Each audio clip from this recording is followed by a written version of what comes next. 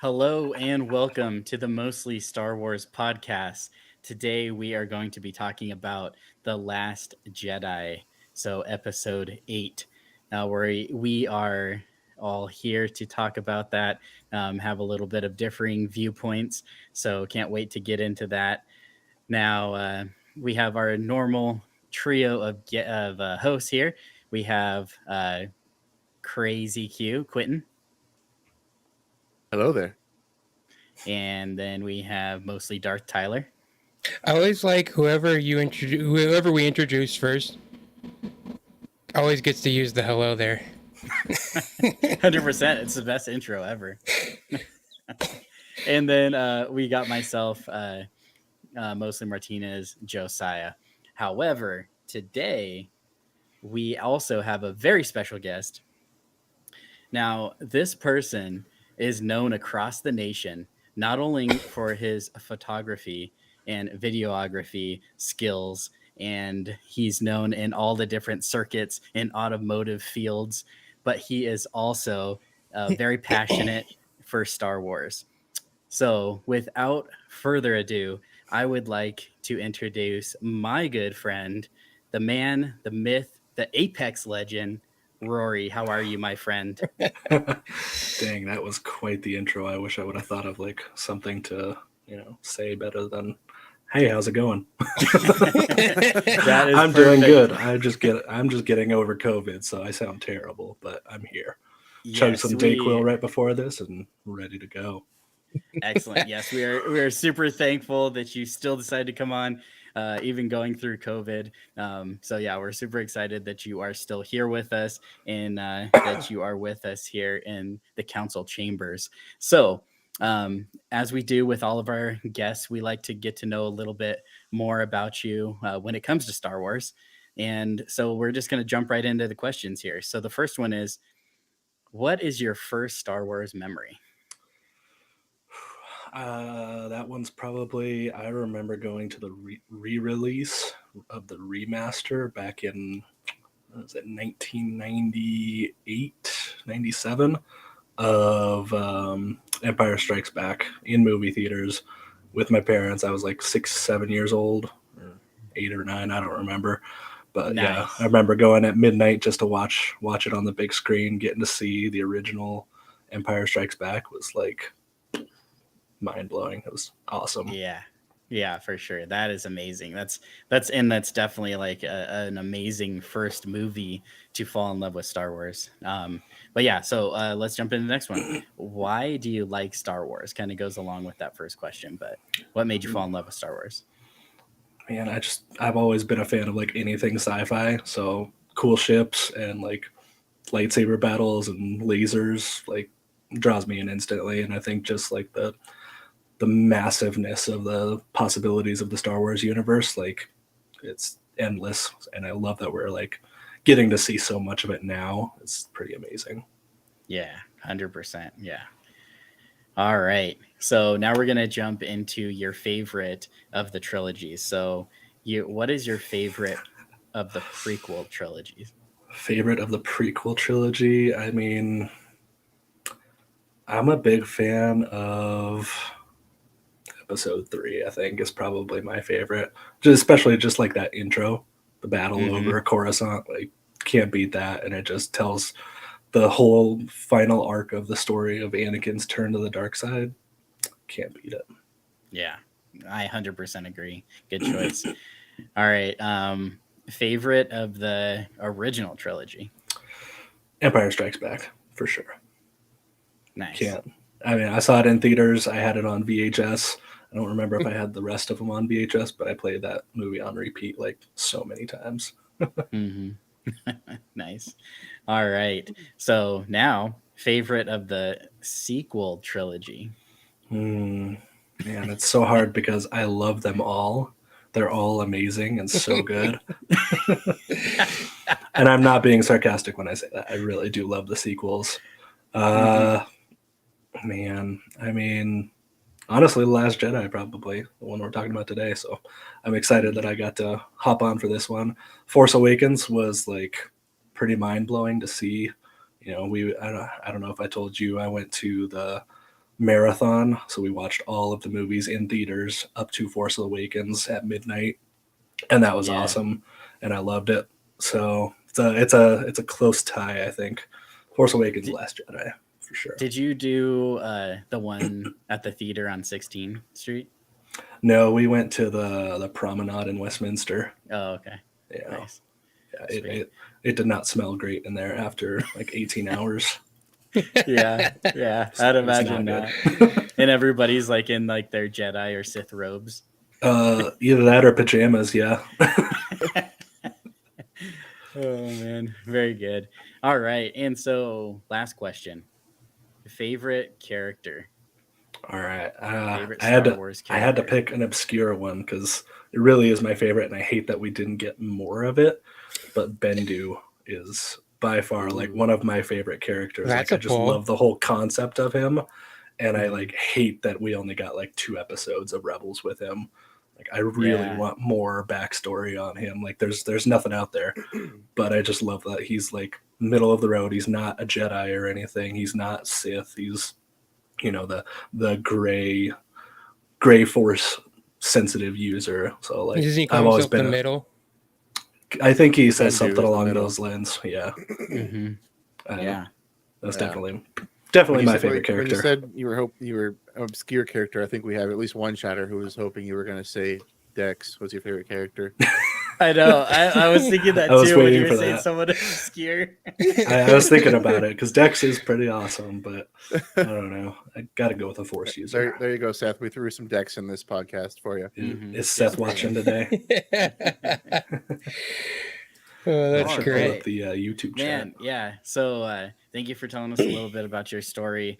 I know a lot of people probably resonate with a similar story. All of us are kind of around the same age. So I feel like a lot of are coming into Star Wars and the reasons why we love Star Wars are kind of similar, like kind of around our age group. And so it's always awesome to hear somebody else's story and be able to remember all of those things as well. But without further ado, I know we're all anxious to start talking about The Last Jedi. And we left off on, like we said, the last podcast, we left off on a literal cliffhanger. So we left with Luke and Rey literally hanging on the edge of a cliff, and no words were spoken, just lots of different facial expressions. That's one of the things I like about this movie because, unlike pretty much any other Star Wars movie, this one picks up immediately after that. Like, there's no time. There's not really any other 2 movies that don't have some kind of time gap in them. Yeah. And so it's kind of interesting to just like, okay, we're just moving on. The story's continuing. Yeah, I think the only other time we get something like that is Rogue One into A New Hope, right? That's the only time we get like leading right up to. Yeah.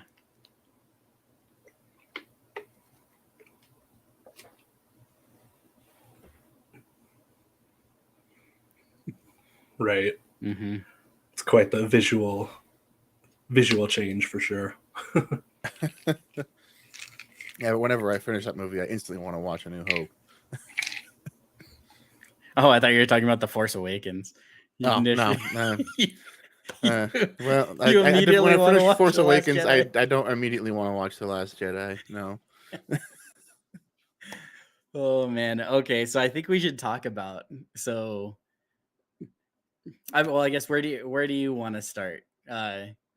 Let's go with our guest here. Where would you like to start talking about this movie? What initially made you drew you in when you started watching this movie? Man, that's a good one. I have to say I'm with a few people on the intro. I didn't love, the whole slow crawling bomber scene, but I did like, Poe calling out Hux and just messing with him over the comms. Like, it was funny. It was a little cheesy. Discord chat issues. Yeah, Mhm. it was entertaining. But when he hit the booster on that X-wing and just goes straight for all those turrets, like that was pretty sick. Like Yeah. that was a solid opening spot. and then the bombers kind of just took me out of it a little bit. But yeah, I don't. Yeah, I want to know what Tyler and Quinton think about this.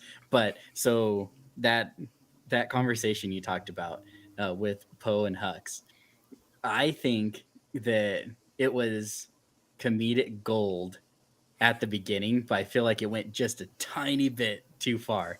Like I think they held that joke a little too long, because at the beginning I would like laugh out loud, but then after it like continued on a little bit too long, I think that's where I was kind of like, oh, they got a little cringe. I definitely agree with you, and I think right where it gets a little too much is right at where he says, "I can hear you. Can you hear me?" And it's like, See, it's just a Verizon commercial. no, I thought it was hilarious because Brennan and I do that to Tyler all the time when we're playing games. We're like, Tyler, we can't hear you, just like as a joke, even though he's talking to us. And that's our life. I'm like, I could totally see that, and I feel like it speaks to Hux's pride that he didn't understand it right away, that someone would do this to him. Like, this is a serious thing, right? And I thought, like, thought that was a decent like military strategy. Yeah, like he's totally got him off guard in this, and why not keep going, right? Like maybe as a joke it gets old, but as a strategy, if it's still working, if it's still irritating and bothering and confusing your opponent, why not keep at it? Yeah, that's true. That's true. And I it's like that point of pride. Peak Poe. Oh, Yeah, Hux has got so much pride. Oh yeah. Mm-hmm. Poe has a lot of growing up to do in this movie, though. That's one of the great things about it. Gets demoted. So, yeah, because he knows. Because Leia tells him, well, one, BB-8 says, I got a bad feeling about this. And Leia's like, I'm with the droid on this one. And then she tells him to call off the attack. And he just turns Leia off. Look at the pride in Poe. He turned Leia off. Because he thinks he knows better. And so I like that and how his story unfolds throughout the movie. And because he just ignores that, and a lot of people die. Mm-hmm. even later again, she tells him to call off the battle, and nobody listens to her. That's the weird thing. Is like everybody who's out there in the bombers and the fighters listens to Poe. Nobody listens to Leia. Like, does nobody respect our princess anymore? Well, I mean, you could see that during the mutiny later as well. Even Carrie Fisher's own daughter turns against her. So, well, she turns against Holdo. Right. Nobody turns against Carrie when she comes back. When it's Leia that comes back and stuns Poe, nobody's against Leia. Yeah, well, I mean, Leia's the one that had her in charge, and then later you can see her respect that she had for her. Well, yeah, but there's more than that. When they have the communication, she doesn't say like, "Oh, good job, Poe." She says, "Bad Poe. You should have listened to Holdo." And it was more the respect, and I think Leia still understands like, it breaking chain of command is if it's for the right reason is okay. But I think we'll talk about it later, but I think this goes around to the same thing that, all of these characters, you have to kind of slowly, take away their importance of the films, because they're passing on basically their mantle to the new characters. So it's kind of similar with Leia, I think, in this one too. Yeah, you get into the with the disobeying Leia, and it's almost like this movie is about learning those lessons. It's about failure and learning what needs to be done and the right way to do it. And like you said, there is a disobeying orders is the right thing, but the point Leia was trying to make was, because she says to him later that because he goes, there were heroes are dead there that died there, and she goes, dead heroes, no leaders, because no one, and I like the point because when she says no leaders, she's specifically talking to him, calling him out for not doing being the a right leader. thing and not being the leader and not knowing the right way. And so she's trying to train him. And that's the thing that's kind of cool with Poe's whole story arc in this movie is Leia is trying to train him and he doesn't even understand that that's what she's trying to do. She's trying to train him to become the leader that he needs or that he can be, and he doesn't even know that she's mentoring him. Yeah, and ace pilots are always hotheads. Like you look at Maverick and Top Gun, and I think even Luke disobeyed orders when he was piloting the X-wing. Didn't they tell him to cancel his attack? But he was like, "No, I can do it," because his little hologram thing got all messed up, and he had to do it manually. So Targeting I think computer. his targeting computer went out. So I think it's an ace pilot trait. They're just hotheads. They're gonna do what they're gonna do. Yeah. And I feel like it's one of those things though too. Part of it was, a touch of bad luck, I guess you could say. And Poe was used to not having bad luck. He was used to, everything he did was like liquid gold, and so then hitting this and then, once again, he still did what he set out to do. He wanted to destroy a threat, that he thought was, that But what good did it do him, really? Yeah, and I guess either way, but yeah, what I was gonna say is, so the chain reaction of all of those different bombers blowing up, that was a little bit of luck, and if they maybe wouldn't have been so close together, or the way things that happened, either way, my point is if all of those didn't blow up, then he wouldn't have been rebuked and ridiculed the same way. They would, maybe a slap on the wrist, or like, that was a really risky move. And it's like, when have I not been risky, type thing. But I think because of the fact that they, lost so many, I feel like that's why something had to be done in that specific situation. So it's because he wasn't successful. It wasn't because his plan was bad, per se. I think it goes His back to plan the wasn't fact. bad. The bombers were bad. Yes. I think it goes back to the 100%. fact that what she's trying to teach him is that he made it just fine because he's an excellent pilot, but that doesn't. Not everyone is like that, and he was able to risk himself and he survived, but not everyone did, and that's kind of the point. A lot of people died because he wanted to continue risking things. And he has to realize that not everyone is at his ability and needs to be a leader. Well, not even his ability, the abilities of the vessels that they're in. Not every. I'm not saying I'm not just dissing the bombers this time. I'm talking like anything. U-wings aren't as capable or as fast as nimble as A-wings. It's every starfighter is different, so it's not just the person's ability. You got to take in consideration every craft's ability as well. And Yeah. And they only those had bombers were one going, like, cruiser snail and pace. one cruiser and that many, however many ships can fit in that cruiser. But the First Order shows up with 3-4 Star Destroyers and then the Dreadnought.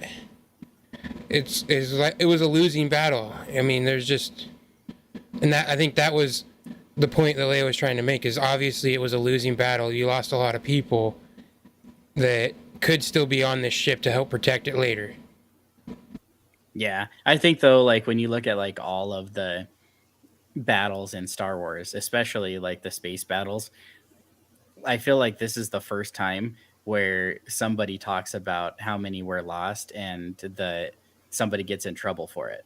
Because if you look at any of the other battles, tons of, ships are going down, which is who knows how many credits, that they're losing every time one of those ships are destroyed. On top of it, there's actually people in those ships, and nobody's like, oh man, like all the people we lost, they just celebrate the victory. Because once again, kind of bringing up my same point again, is if he would have been successful without all of the bombers getting destroyed, I feel like they would be celebrating. But I think since that happened, it kind of changed, and I will give that um, a positive point in this movie, that is one of the, also, like, it's one of the scenes to me that is different.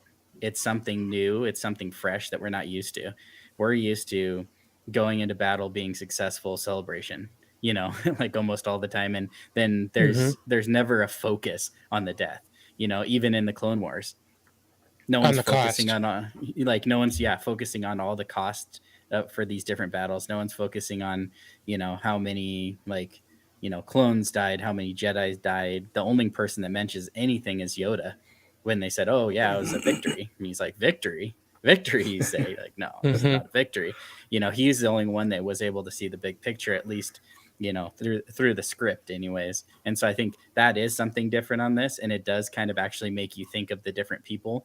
So then when you have the different characters here, and then when you have the two sisters, it pulls at your heartstrings a little bit, because you're thinking of the actual people in there, not just, oh, the ship died, oh, the ship got destroyed. You're actually thinking, okay, there's actually people. Leia looks down at the screen and she's not thinking of the ships, she's thinking of the people. So once again, I do like that they brought that up in this movie, that like isn't very common in other movies, for sure. Yeah, I was just about to say, like, in cinema in general, like, everything seems to always work out, and I kind of like that this movie played a lot on things not always working out. Like, that seemed like an overarching theme, is that, like, almost everything went wrong. And I know we're going to talk about Canto Bight in a little bit and their whole mission failing completely, but that was one of the things I loved about that, is it was a long shot and it didn't work out. And I think that's something cinema in general needs more of, is more risk, less reward. And I always, this movie's a little bit darker, kind of like Empire Strikes Back. And I think it's always funny when you see one of the movies, it takes a darker turn, and good guys don't necessarily win. They always say it's the Empire Strikes Back of the trilogy, just like Infinity War was. That's what they compared Infinity War. They're like, it's the Empire Strikes Back of the Avengers. And that's kind of what this movie is. But it's also asking the question of, like, is this right? And this movie also, it tells normal stories that you would expect, but then it puts a Star Wars idea on them, but then it asks, is this correct? But then in the third act, and that's where you get with Luke coming out and saying, yes, all of this, it's validating all what you thought Star Wars is. And that's just, it's just one of those things about this movie. I like this movie because if you really pay attention, it's one of the few that you could straight up get a moral and a lesson out of, kind of like the Clone Wars, how they would always have morals and lessons at the beginning, and then you'd understand it as the episode went along. Well, this one has that. It has the lessons. It has Poe needing to learn to become a leader, and that's his journey. Finn always wants to run away. That's what he wants to do. He's a coward. He wants to just run away, and he has to learn to face that. But then he also has a moment of when he's talking with DJ, and he says, you don't join because they're good, the bad, it's all the same. And he has to realize, well, it does matter if you pick a side, and he has to make that choice. And so, and then you also have Luke and what he did, and he's kind of been sulking in his failure, and he has to learn that exactly what Yoda tells him. You needed to teach them failure. Failure is the greatest teacher. When you fail and you learn from it, that is the greatest teacher there is, really. And that's what the lesson of this movie is. You can sit there and watch this movie without having seen any other Star Wars movie and understand that. Yes, exactly. It's a beautiful movie. So I'll take a break from that, and we'll get into that later in the movie. But I did want to do a special shout out. I just saw that my mom is in the chat. So hey, mom, thanks for watching me talk to my buddies about nerd things. Appreciate you. But anyways, yeah. So I think now Hey, Mom. in the movie, I think where there's a little bit of confusion though is I would have liked Leia to, I guess, stay firm in her conviction about the whole situation, because then immediately, there's the emergency, and then because she had just told him, you can't solve everything, by jumping in an X-wing and blowing stuff up or whatever. And then immediately after, he says permission to jump in my ship and blow things up, and she said permission granted. So it kind of just takes back what she just said, where she could have been like, no, I'm trying to teach you that you can't just go and do that. Let's make a plan, and let's stick to this plan or whatever it might be. But it was kind of just like, oh well, that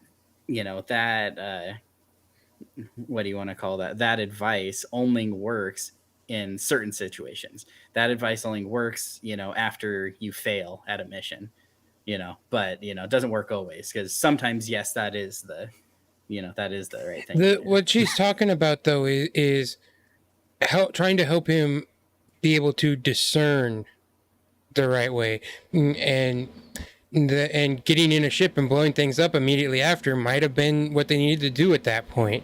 And so, but you need to. That's what he needed to learn, is the difference of when to and when not to. Okay, I have to stop again. I don't want to start a fight. So a big shout out to my dad too.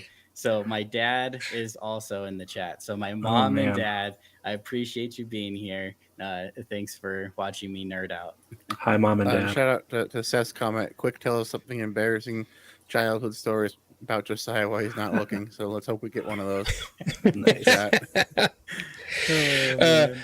I liked what Seth said earlier. He said, this movie is about divorcing yourself from the way you used to think about Star Wars and put it under the microscope. And I agree that the movie asks that question. But the third act says, yes, this is why we love Star Wars. The whole third act is, yes, these are the things we need. Maybe the galaxy needs a legend. Yeah, I want to touch back on the Leia thing. I feel like the lesson is, don't just jump in an X-wing and blow things up. Like don't push the attack when it's going to risk all these lives. The second time when he asked to jump on an X-wing and blow things up, that is to defend the fleet, to defend lives. If you think about it, if he had made it to his X-wing and blown some stuff up, they might not have destroyed the bridge and killed Admiral Akbar. So I feel like there's a difference in a hot-headed attack and a hot-headed defense, and that's what he was going for the second time was a defense, not to push the attack and get others killed, but to defend them. Yeah, and there's the difference good there. Positivity. Look at him try. Put that on me. Look at him try. He's really trying. Look, we got this positive guy over here. Don't we start reading my notes? One thing I just wanted to go back to on the bomber scene. Did y'all notice that the Dreadnought has a periscope? Yes. Like, why does the Dreadnought have a periscope? Pulls it up and turns and talks. I get that they were trying to go back to like the World War II like submarine and slow moving bomber battles, but like they way overdid it. Like, did not need a periscope. Sorry, I had to say something about that. I love this movie, but no periscopes, please. So one thing I kind of wanted to move to like Snoke and Kylo's conversation, because I think it's really good where Snoke is basically criticizing him. Look at you were beat by a girl who's never held a lightsaber before. And I think it's all funny because everyone that complained about that in The Force Awakens, everyone who said, how did she just get up there and she beat him and all that, and Snoke is literally like chastising him because of it. He's basically saying what everyone thought. And and so if we're gonna go down this route, can we talk about how Snoke just looks like a disfigured gold member from Austin Powers? tell me I was wrong with that note. No, when he I definitely, wrote he that definitely down. does. The gold robe too. The gold robe on the throne, and even the color of the skin looks the same. But his whole vibe is pretty sick though. Like he's got it going on with the robe and like the red room. He knows what's up. But yeah, but he's chastising him for everything that everyone has complained about in the last 2 years about Kylo getting beat up by a girl who never held a lightsaber before or even knew what the Force was. And I think it's kind of interesting because what Kylo says to Snoke, he almost says it in an exhausted kind of way. He says, I have given everything I have to you, to the dark side. And he said, I killed Han Solo. And Snoke says, and the deed split you in half. And that's where you can kind of see the conflict. And this whole movie, there's a lot of good Kylo scenes in this movie. And you can kind of see the conflict and the what are you smiling at, Josiah? He's probably thinking about Ben Solo. Oh man! Can you blame him? So many good scenes. Yeah, he has so many good scenes. But you can. This is like the beginning of the conflict, and you can see him get angry because Snoke just says, "You're just a child in a mask," and I like this because it does actually show progression of Kylo towards the dark side more when he's destroying his mask, because basically what he was saying is you're just a little boy pretending to be Vader by wearing that mask, and how about you go out there and become Kylo Ren? And that's kind of what, and I think that's the whole idea of destroying the mask, because he doesn't need it. It's just his facade so that he can pretend to be Vader. So, I will get on a little bit more to that as we move through the movie. I don't know if you guys have any other thoughts on that. I just loved like Snoke pulling Kylo to the ground like through the hologram. Or Hux. Hux. I mean, like, I really, really like Snoke. And I hate how like quickly they got rid of him. Like, I would have loved to see more of that. But like that whole scene when he just takes him to the ground, like from a hologram, that was just so sick. Yeah. Or when Kylo goes to stand up when he's talking, and he just lightnings the floor and sends him back on the ground. Right. Just not he's even like, trying. Nope, don't even get any ideas. That is kind of sad. I was reading Seth's comment over there. He says, I love how this movie at least tried to knock everyone down a peg to rebuild them. Again, it's about creating your own legend. Stop praying to Vader's mask. Be your own person. I like that. I like that lesson. I do feel like Kylo's mask is sick. Like, I love that. And so like I hate that like in all the movies, like it's almost like a constant thing, like he doesn't have that similar fear, to the average human, when he's walking through like Vader did, right? The only time people really got afraid was when he was like throwing a temper tantrum, which is kind of obvious, they'd like be like, oh shoot, he's angry. but like for the most part, it wasn't just like walking by and people were like, just gave that fear, and like he did have that look, and I love like his cape too, that like wasn't symmetrical and all this type of stuff. And I feel like, so the first time you really get it is with Rey, right? With Rey first. She, basically kind of like disses the mask, right? So he takes it off. And then Han later says the same thing, take that thing off. You don't need it, right? And then Snoke then disses his mask too. And I'm like, what's up with all the hate on this mask? Like, this is an awesome mask. It's like nobody wants to give it any love. It's like everybody hates it and wants him to take it off. It's cool, but like it totally shows him he's a poser. Like he's trying to be something that he's not. But I also like if you get into Rise of Skywalker and he rebuilds it, he's like, nope, I killed the bad guy. I like this mask. It's my mask. I'm rebuilding it. I like wearing the menacing mask. And yes, the mask, is more, it gives you that a little bit more fear, like you're talking like Vader did. Mm-hmm. And then Kaloni said too she said, there's something ominous about not being able to see who the real man is underneath. And that's totally true. That was Vader. Like everybody was like, it was like such a crazy thing to not know who is really under there, right? So or if it's even a man. layer. Or if it's even a man, right?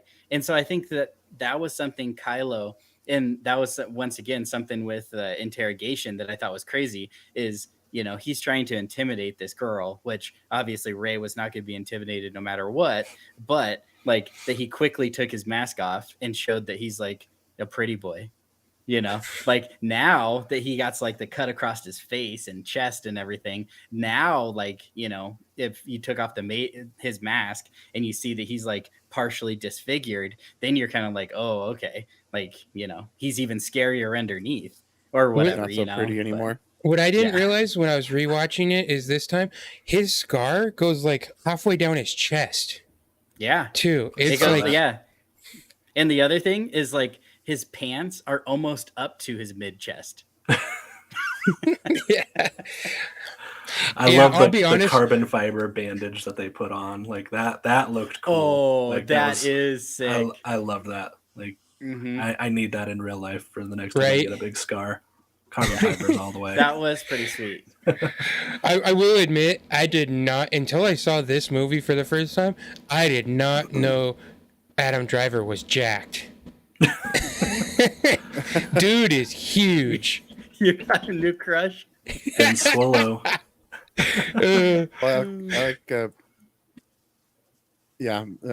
Seth saying you don't pay Adam Driver's fee to keep him behind a mask the whole movie.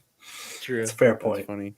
Also, I read the comment from B saying that his temper tantrums wouldn't be as menacing if he wasn't wildly swinging a lightsaber. That is a scary sight to see. Someone just wildly swinging a lightsaber, cutting through anything that's in front of it, destroying computers and parts of the ship. Especially that lightsaber, like yeah, so much more menacing than just a regular lightsaber. Even when it's not on, it looks scary. It's thick. It's a thick boy. And I love like when he is like destroying stuff, right? Like it's such a cool scene that you don't see in like any of the other movies as much, except when they're trying to go through the blast doors.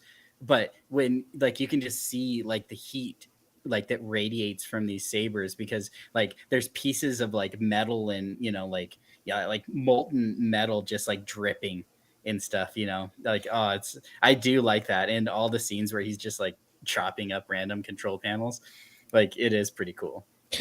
Yeah, I will say I do love his lightsaber, and I remember the internet freaking out when they're like, they changed the lightsaber when the trailer came out for Force Awakens, and I might not have liked it at first, but I think it's pretty awesome now.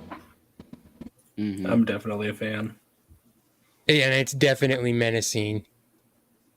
Like he doesn't even have to hit you with it. He'll just hit you with a little side piece of it. Well, that's what he did to Finn in the first movie. Yeah. Well, he hit himself. when they were himself, pressed right? against each other, he turns it into Finn's shoulder. But doesn't he do his own shoulder too? I don't think Because so. he has a It got scar on his close, but shoulder. I don't think it actually did. It might have So I like think- melted from the heat. Oh, maybe. Man, That might have been what it was. I don't want to say that I want to like look at him without a shirt again, but I do. I want to see if he has a. I'm pretty sure he has a scar right there. So someone find a screen grab real quick for Josiah's sake. So Josiah can see Ben Solo some more. Can you blame him though? I mean, So we kind of move to the island, and I do remember the first time I watched it when Luke is handed the lightsaber and he tosses it. It was a little cringe for me when I saw it. I was like, but the last couple of times I've watched it, because I got seen the movie multiple times, I know like where he's coming from and his ideas, and I don't even laugh or anything. It's just okay. It's just I understand, and it's I take it in all the seriousness that the character meant it. right. Yeah. That's the only way that you can do it, to be honest, and that's the only way that Mark Hamill could do it. You know, he's constantly like vocalizing the fact that he hates what they did to Luke's character, and he just basically had to say, okay, like I don't agree with this at all. Like the character that I know and love and have portrayed my whole life would never ever do this, would never act this way. But like you're the director, and so because I'm a great actor, I'm going to act the way that you want me to act. And so I think that's why a lot of times some fans like disagree, you know, with that whole plot, and it's reasonable. If even like even Daisy Ridley, she's came out and said like she didn't agree with some of the ways that she was portrayed and told to act in different scenes, but just being a good actor, following the director, believing in the director, she played the character the way and that she was supposed to. And I think that's why, you know, I never hate on specific actors. You know, like if they're told to act a certain way, you can't hate on them for reading the lines that they were told to read, you know, or acting certain ways that they're told to act. So I definitely don't do that. And I think now that we're kind of getting to this point, I feel like it was really Ryan Johnson. He did an amazing job making a movie, and there's a lot of things in here that I really love, but I feel like similar to the first movie, that what they did to Han Solo that cuts me to the core, they'd now do to Luke. And so just like Luke, it does bother me. It bothers me, just like Mark Hamill. It bothers him to this day. It bothers him, and it bothers me too. And I think my feelings should be validated. It bothers me what they did. You want him to do a remake, a remaster? Okay, so one thing No, real quick. I think like the thing that Josiah is talking about is like there was a lot of interviews about the movie coming up before it even came out, and like Kathleen Kennedy and Ryan Johnston both were talking so much about like subverting expectations. And I think that specific point, they tried so hard to make it like a shock factor moment. And like, it definitely pulled me out of the movie a little bit. But like, when I thought about it, I'm like, okay, Luke went to this island to be in solitude. Like he went there to like get away from people. And then this random chick shows up with a his lightsaber, and gives it to him. And he's like, I don't want this, and chucks it. Like, that side of things, I get it, but I wish they had like done things a little bit, like filmed it differently, or you know, had a different gesture or something like that. So I kind of wanted to say, what your point was about his story, especially in this movie, Luke's story. I will say that was JJ. That's JJ that wrote that, because JJ's the one that put him on an island solo and nothing. And Ryan Johnson had to figure out a story of why Luke has been secluded and away from everyone for all these years, and why it took an entire movie to find a piece of map to find him. So JJ wrote him onto that island, and Ryan Johnson really just had to come up with a reason why he was there. Yeah, no, yeah, I totally agree with that. And the making of this movie that comes with like the box set or whatever, it's really good. And I think anybody who doesn't like this movie should definitely watch that, because you're going to find in your like more respect for especially Ryan Johnson, but all of the other people that were involved. I think you'll at least respect what they were trying to do, like you said. So he even says in that the documentary that his very first thing that he did was he like took all of the characters and basically said, okay, like, you know, what is their story? You know, where are they at now? Where are they going to go? What difficulties, you know, can I put in their path for them to overcome?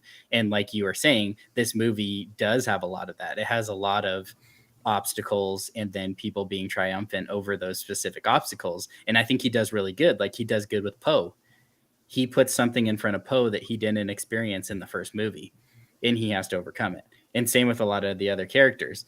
But I think just the one catch there is Luke, because we know Luke, we love Luke. Luke is like a hero and a legend. And then when he says, hey, this is what I want the character of Luke Skywalker to do, and then the character who's played him his whole life says, I would never do that, and then he says, well, you're going to do it anyways. I think that's where there's the issue. You know, like if someone's like, I would never do that, well, you're going to do it anyways. You know, I feel like that's the part where the story gets a little bit off the rails. And I think even Rory, you know, who loves this movie, he can at least admit that they could have played his story out differently to show him more respect, more honor, and at least like make it more, a little bit more believable. Yeah, or like I think you missed the last third of the movie. Because no, I saw it, and he died, and he shouldn't have died. He should have survived. But we'll get to that later. He does the most Jedi thing ever, becoming the legend that he is. And I think a lot of people, you know, you don't live happily ever after. Life isn't like that. And so, but everybody turns bad. Everybody turns bad, though. He's not bad. He's not bad. He just realizes even the faults of the Jedi. He says in the movie to Rey, you feel that the light and the dark, it's balanced. And he says, for the Jedi to die does not mean the light will disappear. That's exactly. Vanity is what he says. Yes. Just because the Jedi don't exist doesn't mean the light is not here in the Force. The Force still exists. The light will still be there. And that's where my biggest problem with this whole trilogy is the fact that, like you're saying, it's not Ryan Johnson's fault that, you know, he was left on an island. That's where he had to start writing. But why was it not the entire story written out before filming even started? Like, why did one director make a movie and then, okay, now it's your turn. You write where he left off and you figure out what you want to do with it. Mm-hmm. I'm with you on that one, Q. Like that's like my biggest. I hate that they flip flop between directors on that. I mean, I'm okay with different directors or different styles, but the story just was put together as it went. Like that's not how you write a good story. You know. Yeah, and when you get to the end, you're gonna be like, well, this doesn't quite fit right. Let's change a few things at the start and kind of make it flow better, and then. That's just not. You can't do that when you've already made 2 movies. Now you got to make a third, and now you're writing the third to make. And I mean, obviously, with I can't remember who it was, the original director for Episode 9 changing, and him having a completely different script, and JJ just completely changing everything, means that you know they were just doing it on the fly as they went. You know, they were making it up as they went along. That's one thing I always thought was interesting because I've always read the reports that said. Because JJ initially told Kathleen Kennedy no, that he wasn't going to do it, and that she asked him who is Luke Skywalker. And that's what convinced him to do it. And then he just wrote Luke Skywalker on an island and let someone else answer that question. Yeah. So I don't understand where his thinking was with all that, because if that was what made him want to do it, why did he not write Luke more into the first movie, The Force Awakens?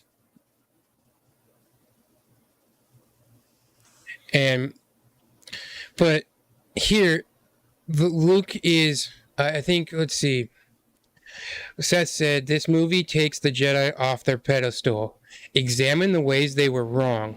Luke spent so much time of his life wanting to reach that place, and once he got there, he felt like it backfired on him. And we discussed this from the Return of the Jedi. Luke had the conflict of wanting to go to the dark side. And in that moment, the moment that he failed, think about this. The guy saves Vader, right? Okay. So he thinks the baddest dude in the galaxy is good in him. And he saves him. But what if he could, instead of saving him at the end of his life, gone back in time and killed him before anything happened? And that's where Luke was at with Kylo. He was like, I could save millions upon millions of lives if I just kill this one kid. But that's not the right thing to do. And he even mentions it, and that's where he failed him. And he says that he was a fleeting moment, and like a second, and it was gone, and he realized, no, that's the wrong thing. But then the last thing he saw was a frightened child whose master had failed him. Yeah, I see the comment there that Luke's actions create Kylo Ren. I don't know if that is like necessarily 100%, but like it definitely like tipped him over, because he talks about like Snoke had already gotten to him and he had already, seen hints of the dark side. But yeah, like he looked into when him. Kylo saw that lightsaber above him while he was sleeping, like that's the tipping point. That sends him off to the dark side right there. So yeah, absolutely, like totally sent him over the rails. Because maybe Kylo's or Ben at this point is having those conflicting thoughts as well about the temptations of the dark side, and he's thinking, all right, my master's going to kill me, so those must be the thoughts that's my destiny, that's where I belong. And that's where he makes the choice to turn. And I can see Luke, I can see him and him realizing his failure and the reason why he doesn't want to train any more Jedi.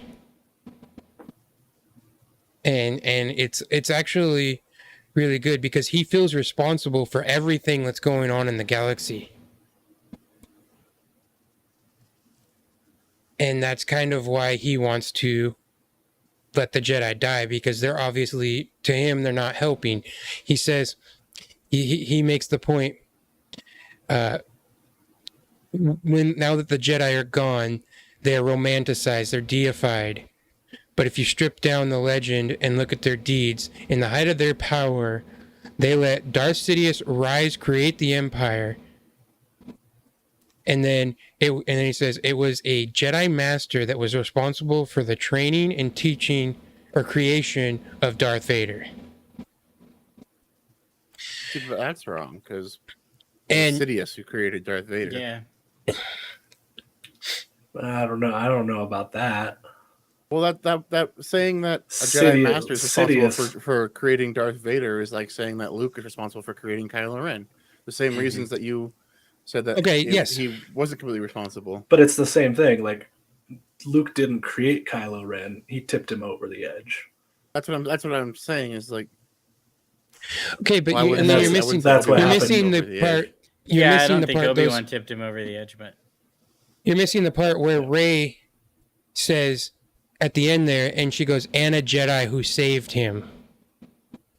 So Yeah. she's pointing out that, okay, yes, you messed up. She's trying to get him. Okay, you messed up, but the galaxy needs a legend. We need you now. It doesn't matter what happened, really. And that's when, when she leaves, and Yoda comes, and Yoda's like, yes. Why did you stop? You needed to be teaching them about your failure. You need to teach them about this moment. Yoda's basically saying, I failed. You understand that I failed, and that's why you think the Jedi should end. But that's what you need to be teaching. You need to teach that failure. So And you said you thought that Luke feels responsible for everything going on in the galaxy, when really it's Sidious, because somehow he returned and he's still around, actually controlling the strings of this entire thing. So somehow he's still responsible for everything in the galaxy. So put that in there. Yeah, 100%. Yeah, I think the other thing to think about, when you think of the whole story of all of it, you think about Yoda and you think about Obi-Wan, right? And because a lot of people say, similar things to like, it's not that crazy for Luke, to go, into isolation and stuff because of, feeling like he failed and XYZ. But there's a huge difference there. Both Yoda and Obi-Wan went into isolation with a goal. Yoda's goal was, he knew that eventually there was going to be hope. He already seen it, happening, and so he had a mission that he was going to do. And then Obi-Wan, he was protecting Luke, which was the hope. So either way, both of them, they weren't just like, oh, I'm going to let the galaxy like deal with all its problems that do nothing. Their whole goal was to prepare the next generation who would be able to, bring balance eventually. But I think that's the difference in this one. They make it like that Luke left, didn't want anybody to know where he was, and could care less basically anything that would happen to anybody. There was no hope. He didn't have hope like, oh, like I failed, but whatever, some other niece and nephew or some other force, sensitive kids are training, and in 10-15 years they'll be powerful to do something. He was like, I'm there, I give up, I don't want to do anything, have no hope, there is no hope, no one should have hope. So that's the difference from Yoda and Obi-Wan. I don't necessarily agree, because that's his whole point of, if the Jedi die does not mean the light will die, does not mean the hope will die. Exactly. That balance will still exist. I think he's saying, when he talks and she gets the Jedi books, and he goes, they like me are the last of the Jedi religion. And I think he's talking about the Jedi in particular, not about the light, not about hope. And but yes, and so he wasn't hopeful. He could have had a mission and stuff, but his mission in his mind was to, maybe the Jedi maybe in his mind he thought, if the Jedi cease to exist and the powerful light dies and you just have the light, then maybe the force balances itself. Maybe that would do the same on the opposite side. The powerful dark will die as well. And so, but his mission is not, his failure is that he didn't teach that failure and move on from that failure, kind of like you're mentioning. But that's part of the whole point, and how Rey convinces him. And I liked, so he's not going to train Rey. He says, nope, I'm not going to train you. I won't never train another Jedi again. What convinces him is when he sneaks onto the Millennium Falcon and finds R2. And R2 plays the guilt trip. The Leia's video. The hope. Leia's video. because he had And- zero hope at the beginning. So he gets reinvigorated with a new hope. And so I think that the he back said to A New it, Hope. a new hope, A New 100%. So Seth says, see how, or no, the one back, he said, he felt like he was part of a failed structure that needed to die away with him. And by the end, he's absolved of that. Well, here's the difference though, is so he feels like, okay, he's like, yeah, the Jedi aren't 100% pure and good and everything they do is perfect. Everybody knows that. But then you have people like Ahsoka. She realized the same thing. Does she go into isolation and say, I'm not going to help Yes. anybody and there's no hope for the galaxy? No, Basically. Then where is she? Oh, did we just lose Josiah? Oh, we made him mad. He quit. Oh no. Oh, That's okay. It happens. I never thought I would be the intermediately positive one here. So, but yeah, he's. I'm with Seth. Why we wait for okay, so there's what- a couple of comments I wanted to address Okay. from earlier. One from Seth and one from Just Star Wars. Seth says J.J. Abrams' signature is the mystery box. He actively avoids answering questions. And then Just Star Wars says, The Last Jedi seemed to wrap up too much for me, with Kylo becoming Supreme Leader and killing Snoke, making the mystery of Snoke irrelevant, took away anticipation for 9 for him.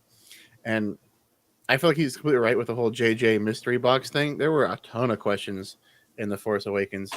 And it did kind of feel like when they killed Snoke, it was just, who cares about that character that we made? There was a million questions behind it. People were just like, it just ended up, we never really, I mean, we kind of got an answer in 9, but 9, JJ went back to his not answering any questions in 9 too, just by, somehow Palpatine returned. There's tons of questions without a whole lot of answers around JJ's Star Wars. Yeah, and I think that's what, like Josiah was saying earlier, like that's one of George Lucas's great things is that he doesn't answer all the questions.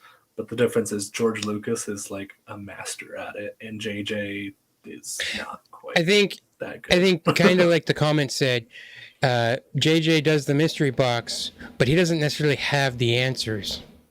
He likes to ask questions. He doesn't like to answer them. Yeah. And George would ask the questions, but he had the answers. And I Definitely. think so. Ryan Johnson was asked all these questions, and he tried his best to fulfill them. And but it almost feels like, but also trying to leave them somewhat open to whoever's taking the next movie to finish it. Mm-hmm. And so I feel like some of the biggest problems with this movie are just how none of it's addressed properly in The Rise of Skywalker. That movie really kind of fails this movie. So Seth said, "See how hopeful you stay after you feel like you created Vader 2.0, who is also your nephew, and may even split your sister and your best friend. Probably even split up your sister and your best friend." Right, like And- he's carrying all of that. Like I Yeah. disappear too. Like, and especially like I think his point about the Jedi are inherently flawed and they were too full of themselves and just they needed to end. The Jedi Order itself needed to end. Not necessarily the idea of people fighting on the light side, but the Jedi Order as a whole, like they did let Palpatine come to power. They did interfere in politics and things like that they weren't supposed to. They were warriors, and they said that they were supposed to keep the peace. Obi-Wan's famous line, we're meant to keep the peace, not be soldiers. Like they went against all of that. And I think that's kind of the point. Aha! I think that's Sorry kind for of what the I said point, about though, Ahsoka. is that Rey, and that's the point that Yoda even makes, is that failure, it doesn't mean that the Jedi necessarily have to end, but that you need to learn from that and change the way you do things. And that's what convinces him and Rey and Leia and Yoda convince Luke, and that's where you get him validating what Star Wars is, saying, nope, he needs to be a legend, and he becomes the legend. Yep. Wait, someone said something bad about Ahsoka? Oh, you didn't hear me? No, Oh, I good. got cut out before. Oh, You gotta cut out mid-sentence. You always get cut out mid-sentence. Always. no, I like wanna think- 'cause- the newest comments, Rebellica and Kaloni. Like, the Jedi became too powerful for their own good, and their strictness blinded them. Like, they were so focused on doing things a certain way that it just ruined everything. So, totally on board with those. Yeah, Since I we're- 100% agree with that. Since we're kind of at this part of the movie where we're talking about, let's talk about who is the best character in this film. It's obviously R2D2, right? No, BB-8 is Like BB-8 like is he the chirps- goat. He chirps back to life and starts cursing at Luke for not doing the right thing. Mm-hmm. But come on, Sacred Island language. Who- Watch your language. what computer from 35 years ago has a video message that wasn't corrupted? You know what I mean? Like a memory bank that wasn't corrupted from 35 years ago. That's true. Like, come on, R2D2 is the GOAT. Mm-hmm. I like BB-8. Best character. He completely changed. He completely turned R2D2 turned Luke back to being a good guy again. Mm-hmm. Can't argue with that. Can't argue with that. Sure. R2 is the best. While cursing at him on a sacred island. Yeah. I think Send It said Rory is speaking truth right now. I think that was about about when you're talking about the comment before about the Jedi getting involved in too much of what they were, and that's exactly the point. And I think that's the point that Luke was trying to get at when telling Rey that the higher their power, they let the Empire be created. They became so enamored with themselves and so strict in their rules, and yet somehow let themselves be drawn into politics and all that stuff that they shouldn't have been in, and fighting wars that they shouldn't. They're peacekeepers. They're there to basically ensure peaceful transitions, treaty talks, not to fight a war. And also, I think they got so focused on expanding the Jedi Order. Like, we talk about balance in the Force. There's thousands of Jedi and only like a couple of Sith. Like, they just kind of went off the deep end on that side too. They should have, kept it small and tight. Like, they didn't need to have, hundreds and thousands of Jedi all over the place. Yeah, because how powerful were they? Mace Windu goes in there with 4 Jedi to take Sidious, and 3 of them are dead in seconds. And those are masters on the council. Right. True. And it goes to your point of them spreading too thin, really, or just taking anyone. Yeah. Well, there's really 3 things you can do when you realize that the Jedi aren't perfect. 1, you can leave the Jedi Order and, go into seclusion and do nothing, either evil or good. You could be like Dooku, see the hypocrisy and leave, and to some extent, use his power that he had gained for his own means and, start leaning towards the dark side. Or you could go the other way and you could leave the Jedi Order, but continue to have your same moral compass and your same code of helping people and risk, putting others ahead of yourself. Those are your options. And I feel like Luke would have made the option to leave the Jedi Order, but continue to be a good person. Like that's how Was he a bad person? how I feel about it. Because so Send It in the chat said a while back too that about it being like Hollywood, or having like a movie basically that everything is good and the characters are good always. That was my whole issue with Rey is about her being too good. She's the only one that believes Kylo's good. Like none of the rest of his family. His dad didn't think that Kylo was good. His mom, and even in this one, said, yeah, he's bad. There's no turning him. So like, and Luke gave up on him. Everybody gave up on him. Luke said, I have to kill him. Leia said, yeah, you're right. You got to kill him, basically. Everybody gave up on him except Rey. Rey's the only one that felt and saw that he was good. But anyways, that's the whole side part. But anyway, so what I was going to say is, I think the difference though is somebody doesn't have to be perfect, but when a character is built up to a certain point in their arc, it doesn't make sense to revert them back. My same issue with Han. So there's no reason to revert Luke all the way back and take away, because even at the very end when he did some cool stuff, it still doesn't take away all that he did, all the time that he lost in his decision. That doesn't take that away. So he still became that person.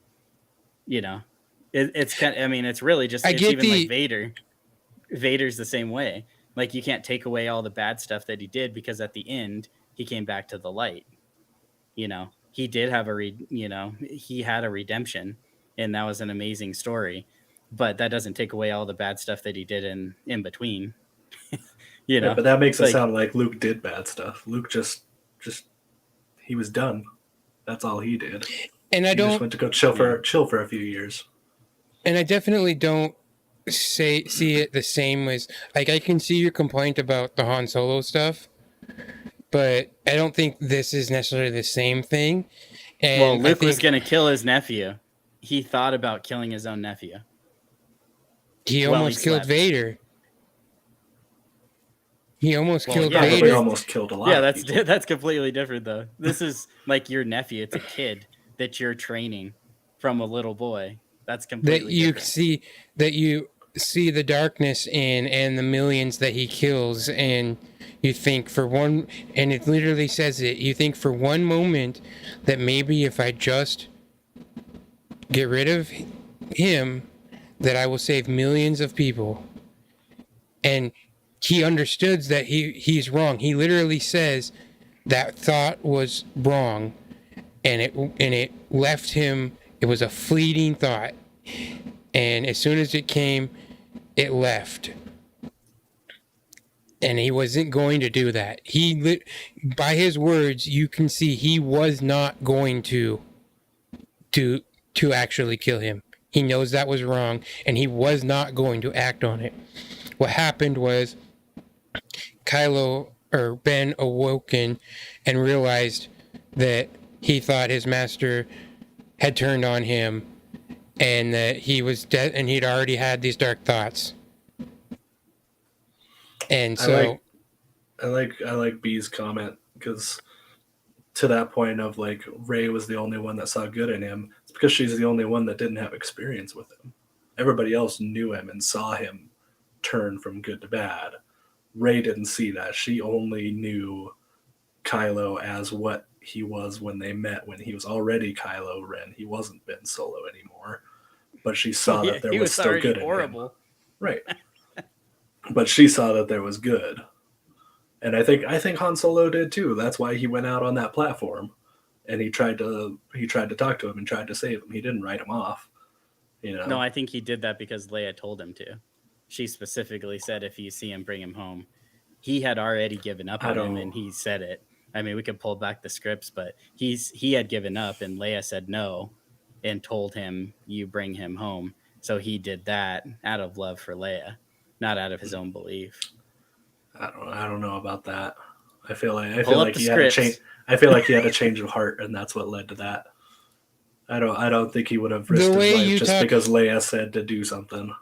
Yeah, the way you talk and the way that you think Han Solo is, that Han Solo in your mind would not have walked out on that platform, because his life would have been more important than his son's or Leia's.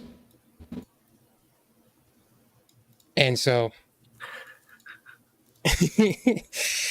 Yeah. So yeah, and I agree that Ray sees the good in him, and to kind of go back to Luke's thought, that was just a moment, and that's just what Kylo thought, or Ben thought. I was want to call him, but he's been in that moment that he's going to kill me because I'm going to become this bad thing, but maybe I kind of want to become that bad thing, and then that's where you have that, and like you said. At this point, why do we think that Rey sees good in Kylo Ren? Because I don't think she does at this point in the film, or we're talking.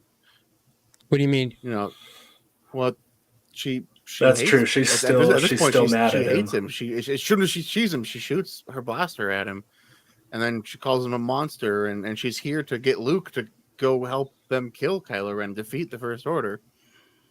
She doesn't see the good in him at this point. But they have that, yeah, exactly, and they start to have the conversations between the two of them. That hasn't happened yet. Right.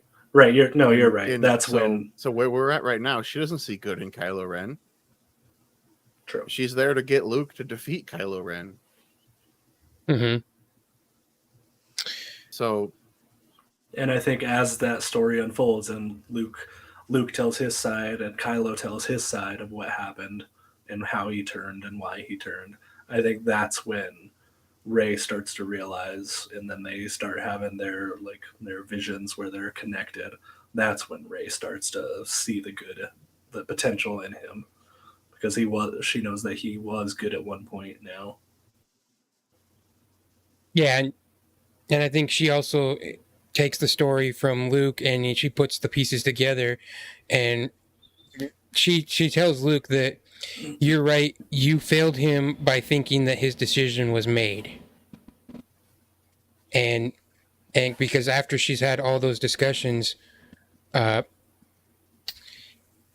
start to connect, and so you get to when Rey has that scene in the cave, and she starts to she starts talking, like narrating it, but if you pay attention, that next scene, it's clear that she's narrating it to Kylo. She's telling Kylo about the experience, because it just continues, and the conversation just continues. And so, and she says, she tells him that I thought I would find my place in the galaxy here. I thought I would understand who I am and what I need to be here. And she says, I've never felt more alone. And Kylo says, you're not alone. That part expressing, I kind of felt like was some bad filmmaking, because it didn't feel like she was talking to Kylo. It felt like she was talking to the audience. But you know what I mean? but you can see that in that scene. Fourth wall. Kind of. But now that I've thought about it, maybe a little bit, but before I'd never thought about that before, and because that's the next scene is them talking about it, and she doesn't retell it, she just continues with the sentence that she's on. It's no different to me. It's no different than earlier in the scene when Luke starts talking and he says lesson 2, and they're like, and you see the mountain range, and then they go into their conversation. You can hear him talking, and all you see is a mountain, and then they go in. It's just the way of filmmaking. But that's what I'm agreeing with you. I just think it was poor. Could have been a little bit better of explaining it. That's why it was happening. Yeah. But I think that's the connection we were talking about, is that when she expresses she's never felt more alone, and Kylo is going, well, I basically feel the same way here. So you're not alone there. And he continues to try to manipulate her throughout the movie. When after they fight and everything, he's basically telling her, "You're no one, but you're not no one to me." And that's why she's the one that sees the good in him, because of their conversations. She, everyone else says they're gone, but she's also, like you said, she hadn't known him before, but she's also the only one that's had a current conversation with him, besides Han Solo, who's dead now.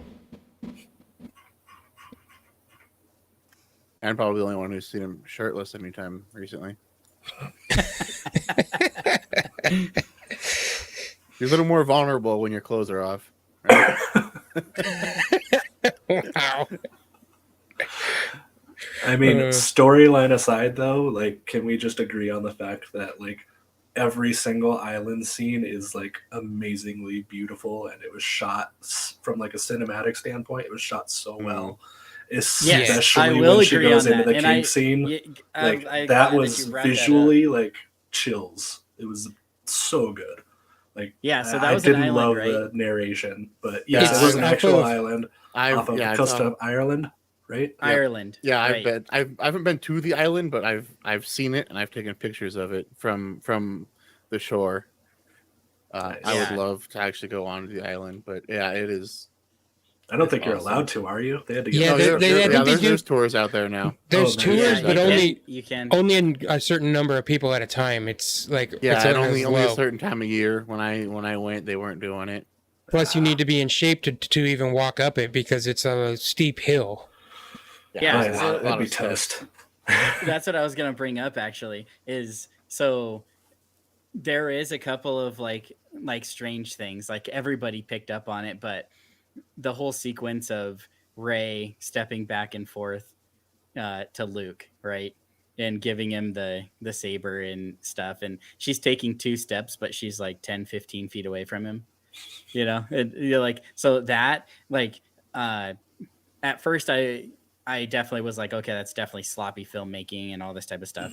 But once again, going back to, as always, like anytime you watch the making of stuff, you have a greater appreciation for it.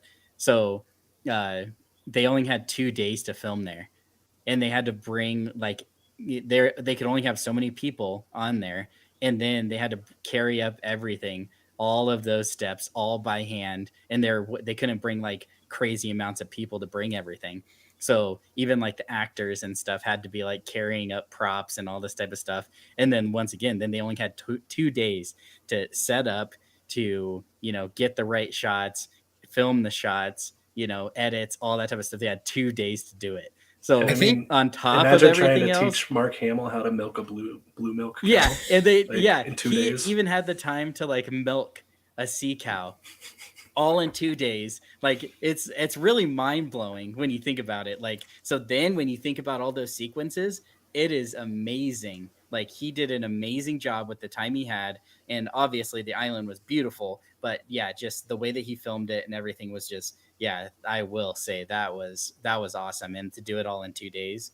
Yeah, I didn't incredible. realize that they had done that so quickly. That's insane. I thought the little village area where they had the little huts, I thought they rebuilt that in the studio, and so some of those were Probably. filmed in the studios because of the time frame. But the all like where they're up on the upper part and we're on that rock edge, all that would have been on location. But I think Right. like the little village area where she's sleeping and talking to Kylo, and the little village she blows up. Yeah, Or and I think actually, like Luke blows up.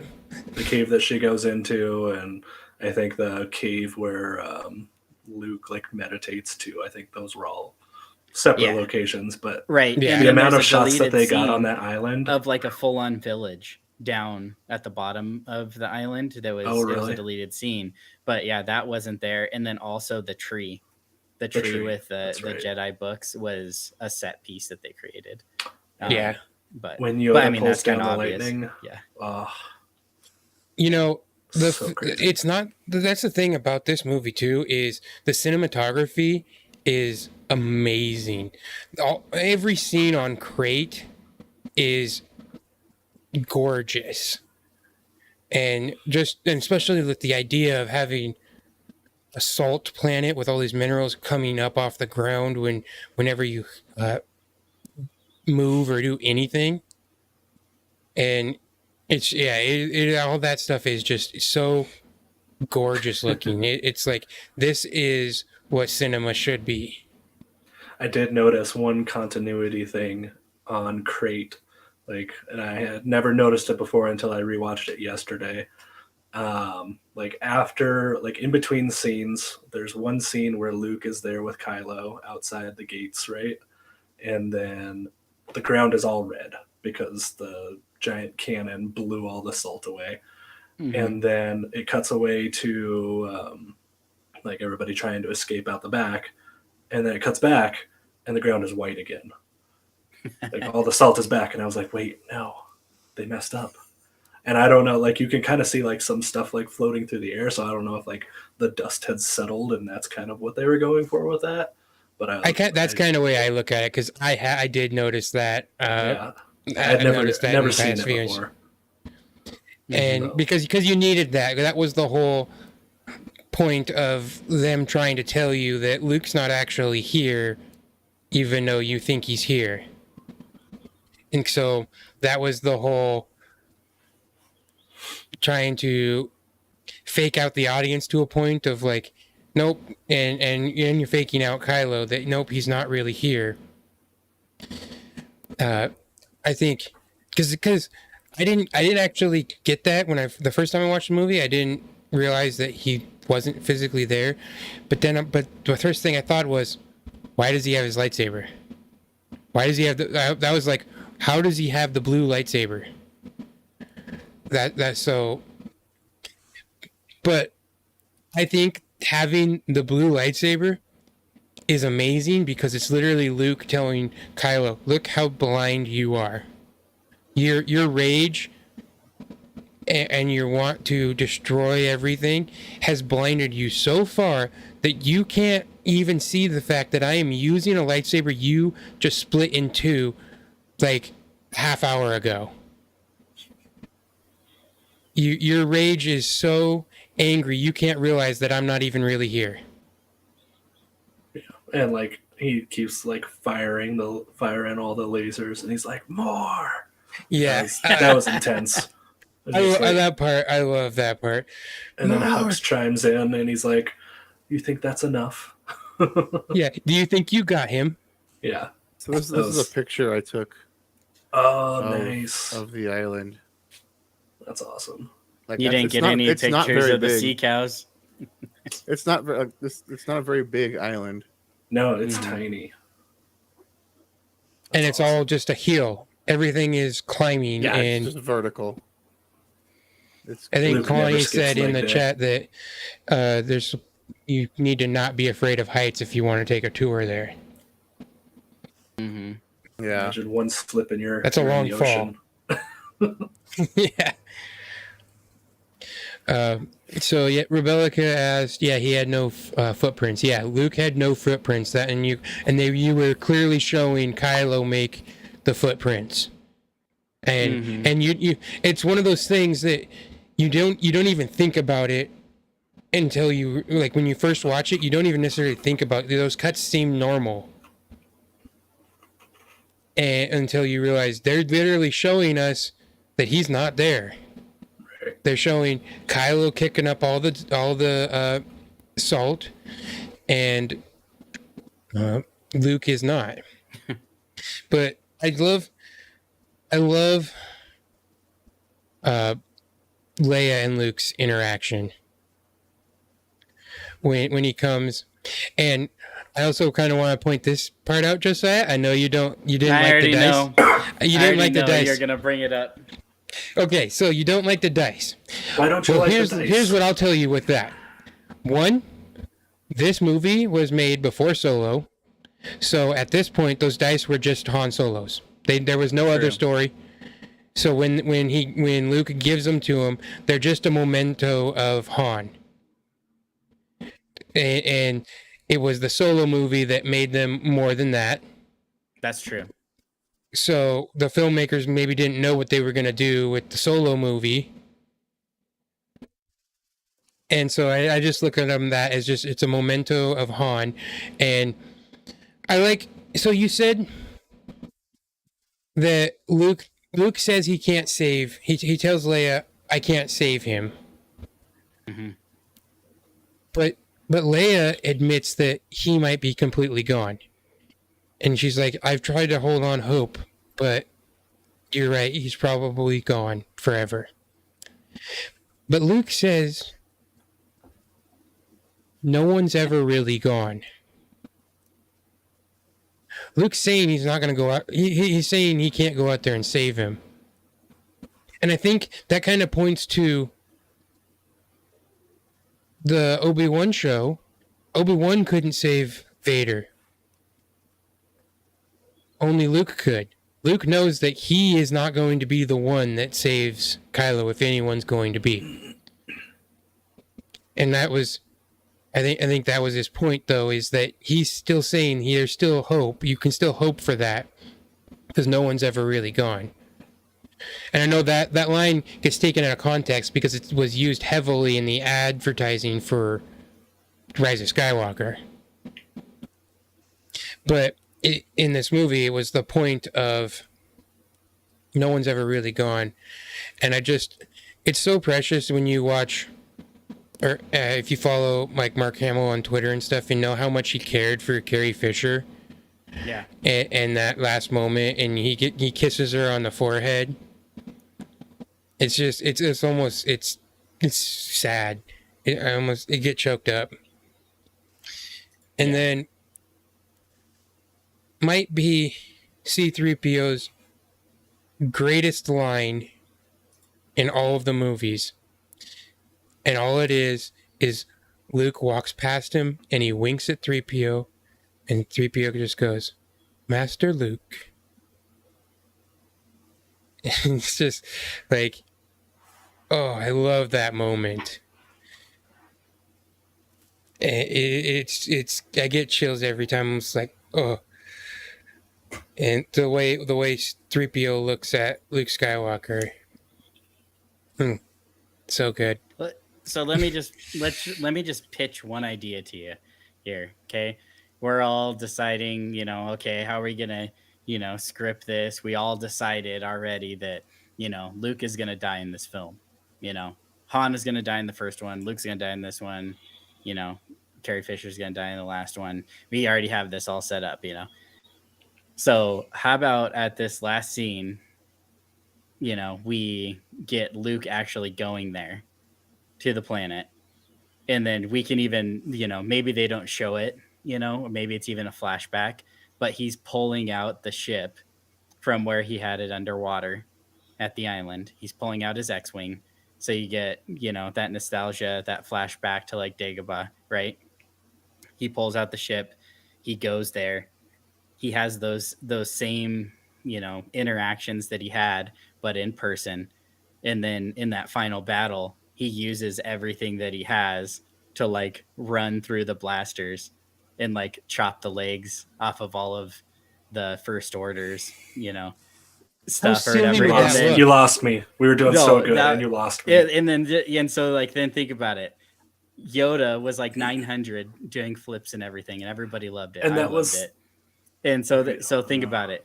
So that same thing happens, and then the same thing, instead of fighting his nephew, it's the same thing. He couldn't kill his own nephew, and so he basically lets himself go into the Force, just like Obi-Wan did. I think if I then was you going have to people rewrite complaining that, that it's the exact same as The Force Awakens, where he kills Han, and the whole point of that is what Luke is doing here. And one, I don't get why the interactions matter, whether he's physically there or there in spirit and there. No, they don't matter. I was saying the movie would stay the same up until that point. But the whole point is, one, he is fooling. He's really just there for them to make an escape, and he's giving them hope. And two, he's doing it in the way we were talking about the Jedi and they did things wrong and were involved in a war and all this. He's doing it the right way. He stood down an entire army. It didn't kill a single person. Didn't harm anyone. There's like the most passive way to fight an army, which is what the Jedi are supposed to be. They're supposed to be peacekeepers, and that's why that moment is so good. It's like the most Jedi act we've ever seen any Jedi ever do. Yeah, but he doesn't like the Jedi. It's what the Jedi should be, though. Is what yes, and he's accepted not what that the Jedi Order was. He's learned that lesson in this movie. That's the point. He learns that lesson in this movie, and because that's what he says to Kylo. He says, because Kylo's like, I'm killed the rebellion, the war is over, and I will have killed the last Jedi. And he says, amazing. Every single word you just said is wrong. The rebellion is reborn today. The war is just beginning, and I will not be the last Jedi. He learned that lesson, and he is doing the most Jedi thing ever. That's why it just, I don't know. That's the way I see it. I think if I guess if I it just had gone agree the with route, Mark Hamill. if it had gone Sorry. the route that you're talking about, Josiah, I think I would have rather not seen like a Yoda style just go all out and like doing flips and stuff all over with a lightsaber, but just like have him walk up and like just reach his hand out and start like crumbling the walkers, Yeah.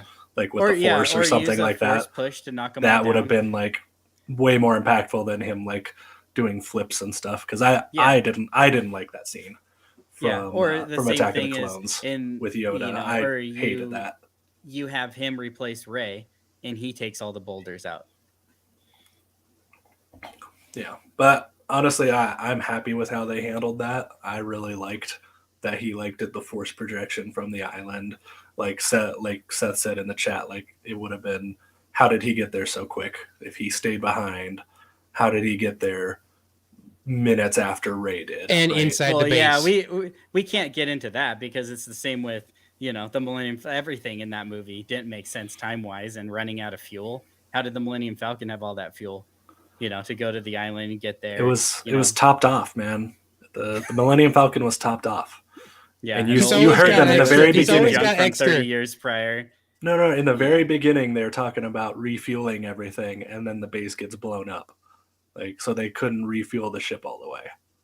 And actually, if you watch Resistance, the cartoon, that is a refueling ship. And in the end of season 1, where they end up in the wrong spot, they were supposed to go to Dakar there to refuel everything.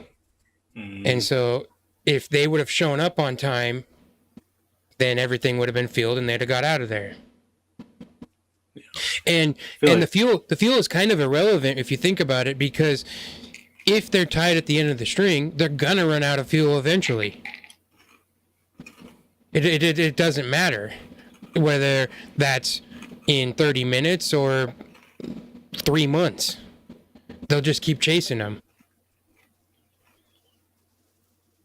So the whole point about fuel and the Falcon is there already, because when Rey leaves, Chewie drops her off there, and then she goes on to Snoke's ship, and Chewie just jumps back into hyperspace, but he's already in the area, and so it makes sense that he could show up with the Falcon when they're on Crate, because he would already be in the area. Just a quick hyperspace jump. He's probably not even that far away, and he's back there on the planet.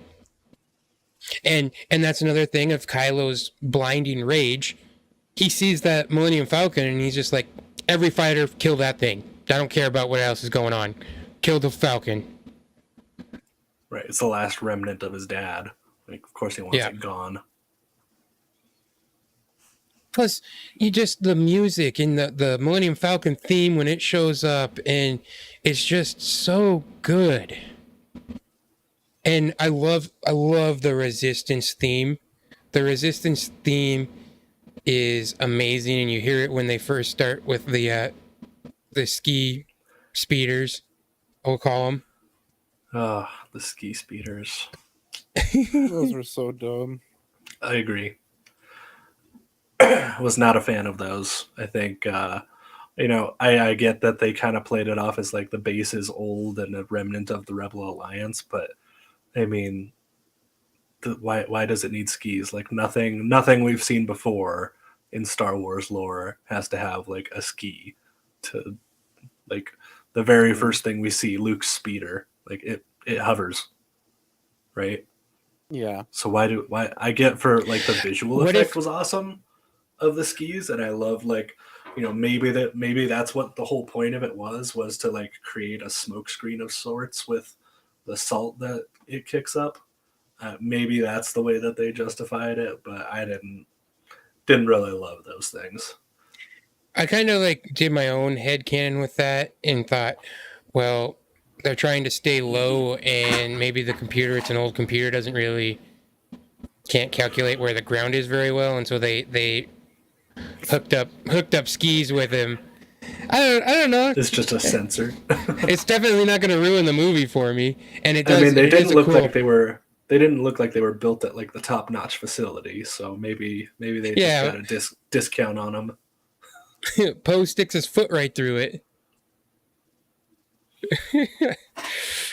I will agree. Those things aren't the greatest, but they do look like the scene looks cool. Kicking up all the salt and everything. It's Well, it looks just more like they're just dragging the ski, like it's almost like an anchor. Does that explain why Rose is able to start flying hers and catch up to Finn after? Oh, guys, it's not a ski; it's an anchor. Why do we have it down this whole time? We could have got there faster and stopped the First Order if we had not had these anchors down. She should have let And Finn why is go the out. First Order so far away? Because Yes. Why do these people with these ships same reason land Director so far Krennic away? lands 3 kilometers away. It's more menacing when you walk up to your prey. Could you imagine that walk though? You're like, you get there and you're huffing and puffing, like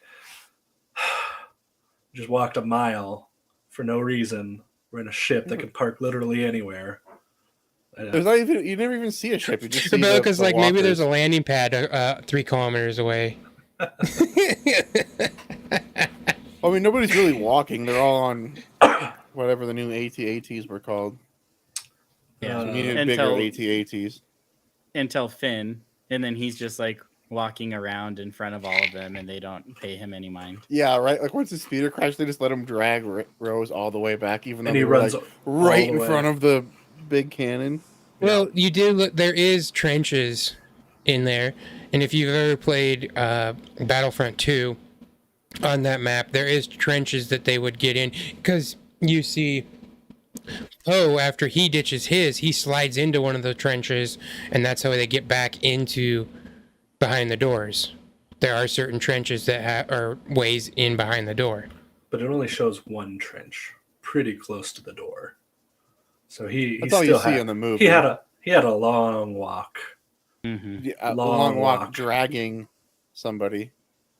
While not getting shot at. Yeah, they all. didn't fire at him or anything.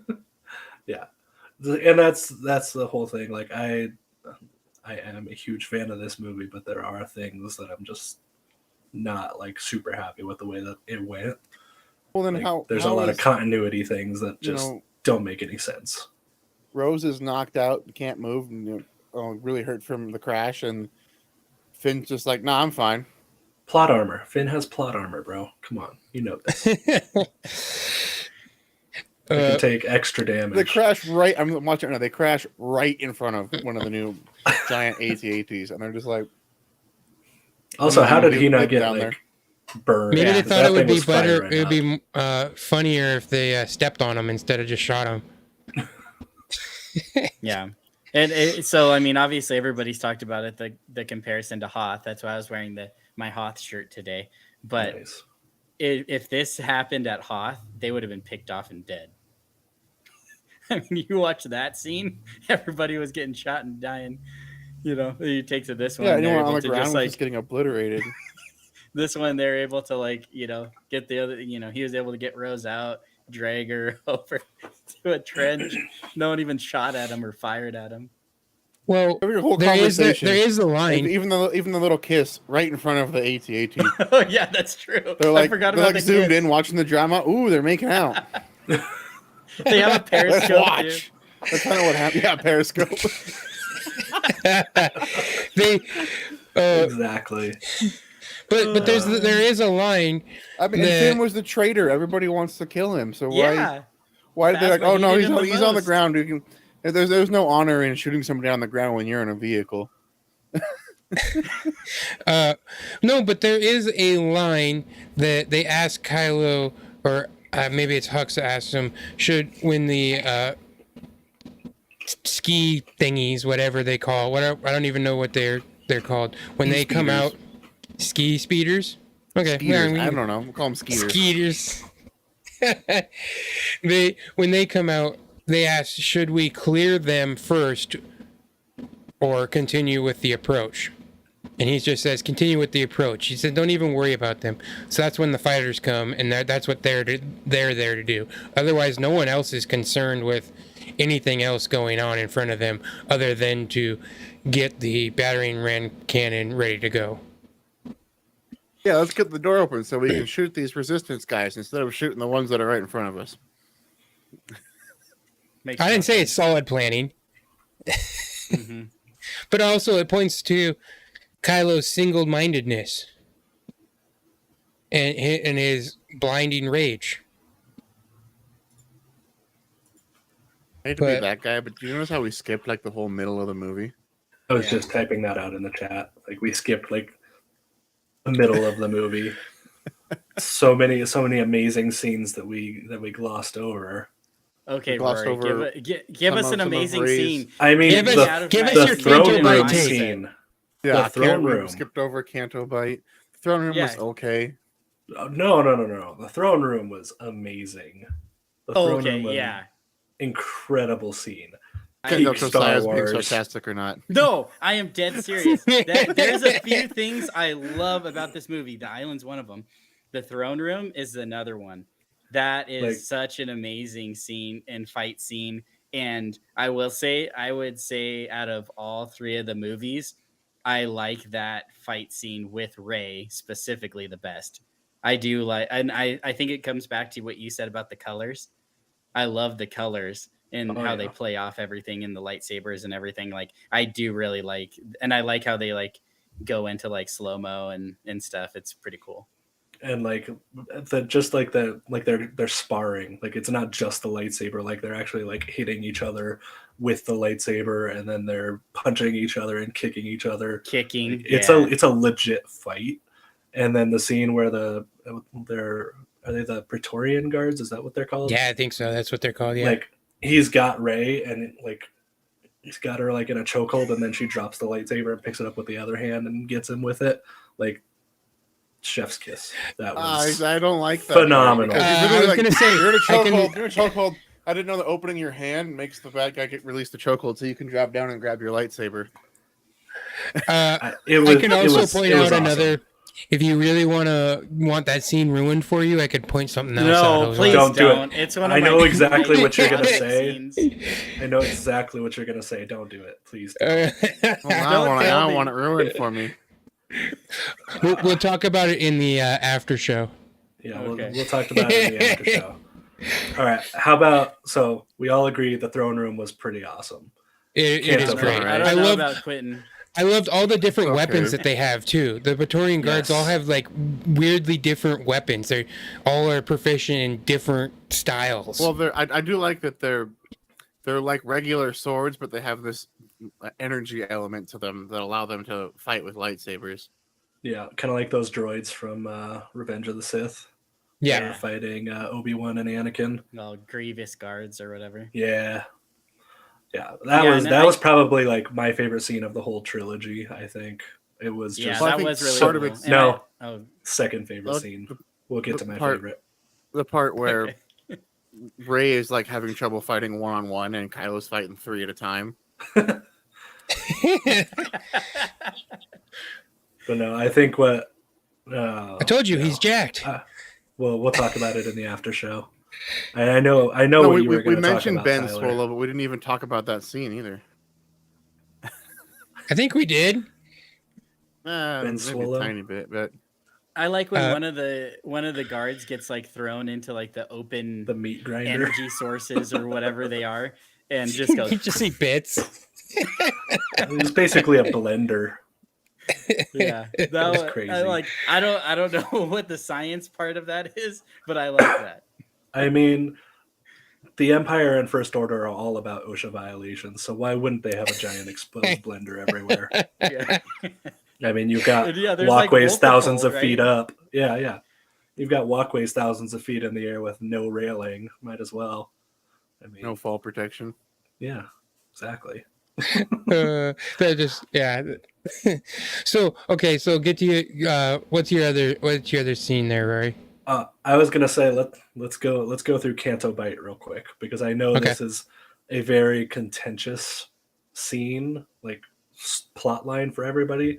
A lot of people hate it, but like I said earlier, I love the fact that it was a long shot and they went and I get that there was like a lot of like hidden messages that they were trying to play off of how like people are profiteering off war and stuff like that, and like they're trying to bring parallels to what's going on in the world these days. But I just overall really liked the whole setup for it. I think was really good.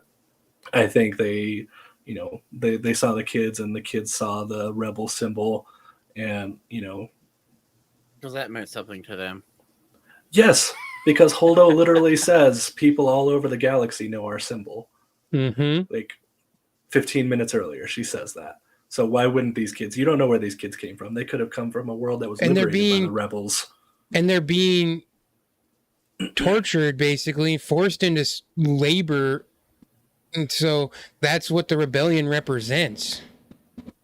Yeah, exactly. I did is not love the tyranny. giant horses, but BB-8 with the coin gun, that was amazing. That was pretty funny. That you know why that was funny though? That was funny because you get like the little drunk alien, right? That's like puts a coin inside little, of him, like, right? Yeah. But the funny thing is, then later he's shooting a ton. So like a bunch of people were doing that. He must Or have just had a that bunch one of drunk people. alien. You know that one Yeah. drunk Going at alien? it.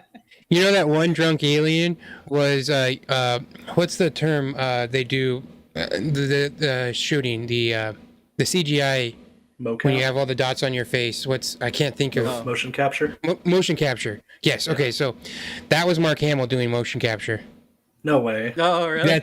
That's the drunk alien is Mark Hamill. Oh, that's awesome. I love that part. Like it was a little cheesy and out of place, but I thought it was pretty funny.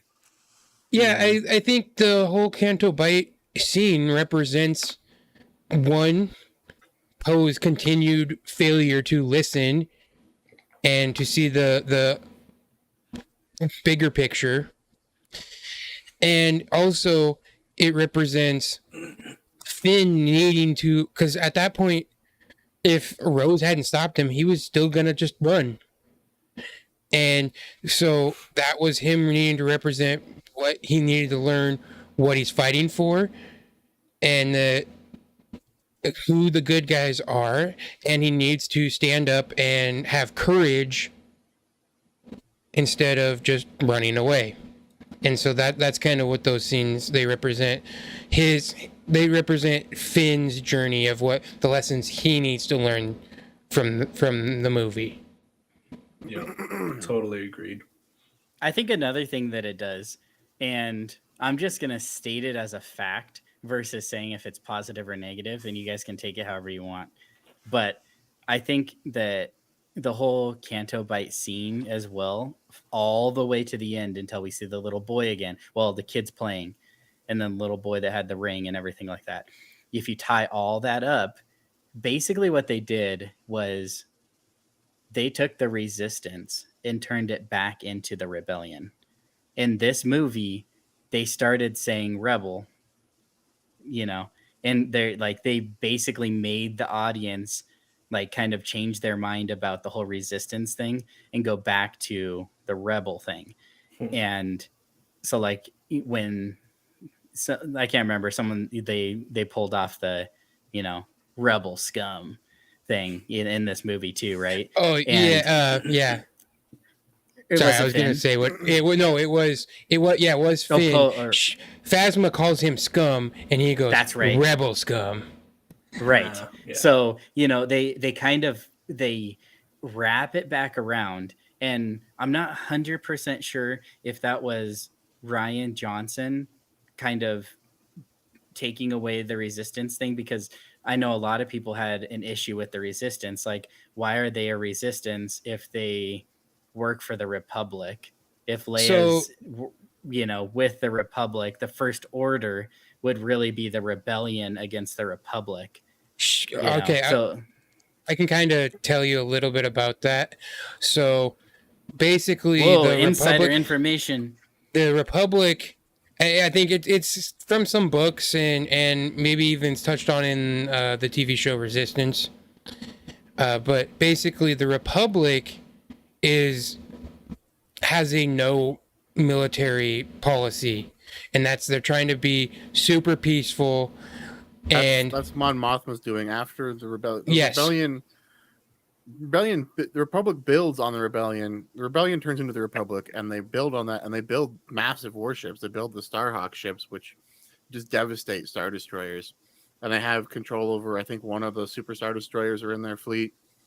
And slowly over this time, the Mon Mothma doesn't think that the rebellion should. Mon Mothma becomes Chancellor. She's the Chancellor of the Republic, and she's very against violence, and so the Republic becomes demilitarized. There's pretty much no standing military for the Republic. And that's why when this First Order threat starts to emerge, Leia recognizes the threat. And that's when she starts organizing the resistance. She's resisting the Republic as well, basically in there. She realizes the threat that the First Order is and starts building what needs to be. That's why they only have leftovers. That's maybe why they have dumb bombers. Don't bring up the bombers. Or past that. I will go back and I will die on that hill. That whole scene. I think one of the other things ruins the entire movie from the get-go. No, wrong.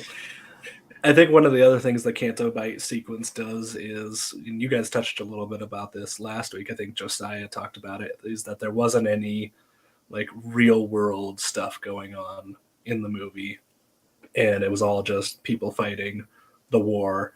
You know, I really like that it kind of brought it down to earth. Like you see these people, like they're not necessarily normal people, but it takes it away from just the battlefield, and you get to see a little bit more of the universe, which is like part of Star Wars, is you get to see all kinds of different stuff. And why wouldn't there be a giant Vegas in space? Yeah, and it's really the only one time in the sequels that you can see a regular part of the galaxy.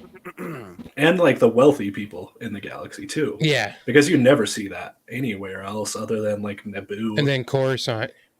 Even Coruscant's like, I mean, yeah, if you dive the rest deep, of it's run down. Yeah, I mean, and then it never focuses on like the super wealthy of Coruscant either. I feel like you don't really get to spend. Right, you that see the much politicians time, in like I don't know, like it would be cool to see. Even in like the prequels, it would have been cool to see a little bit more like you see in like some of the books and stuff like that of, you know, maybe some of the senators like getting together, you know, having drinks and stuff and, you know, being sleazy, you know, just like, you know, the kind of upper echelon. Like you don't get to really see that. Yeah, for sure. Like maybe in Andor. Why the dog horses things? Why not? Why? What's wrong with them? I want to see you ride a horse that jumps through a stone wall and you can hold on. Why was there? Be like, that's okay. That was fine. Okay, I want to see a human pilot a pod racer that goes 600 miles an hour. What? You had to use the Force. These characters don't have the Force. You want to see Luke crawl inside of a tauntaun? Oh no, not. What was that? You want to see Finn crawl inside of a tauntaun?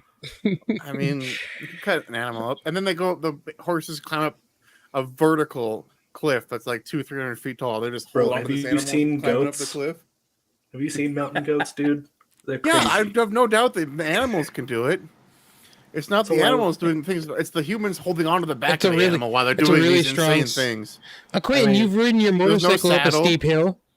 There's no saddle. Yes, there is a saddle because she Yes, there was specifically saddles. has to Remember, take it she off the takes it one off. there. At the Yeah, end of the still, scene. They that's do not gonna have a hold you saddle. on when you're going up a straight vertical cliff. I mean, you just hang on. Yeah, you've ridden your motorcycle up a very steep Not thing. vertical, not like that. And I think a lot of it was the angle the scene was shot at too, because it was shot from like behind. So of course it's going to look completely vertical. But if they had showed it from the side, it was probably a steep incline at best. You got to think about camera angles too. Well, Yeah, that's they true. show it like down from when they fall off. They show it down from above, too. I'm watching it right now. I have it pulled up and I'm watching it. All right. I just will think if say, you were on the like, back of a horse that crashed through glass or a brick wall, you're gonna be hurting. Plot armor. If you can come hold, on. if you can stay we on know it. we know this is a thing. Like, there's so many ridiculous things that happen in these movies.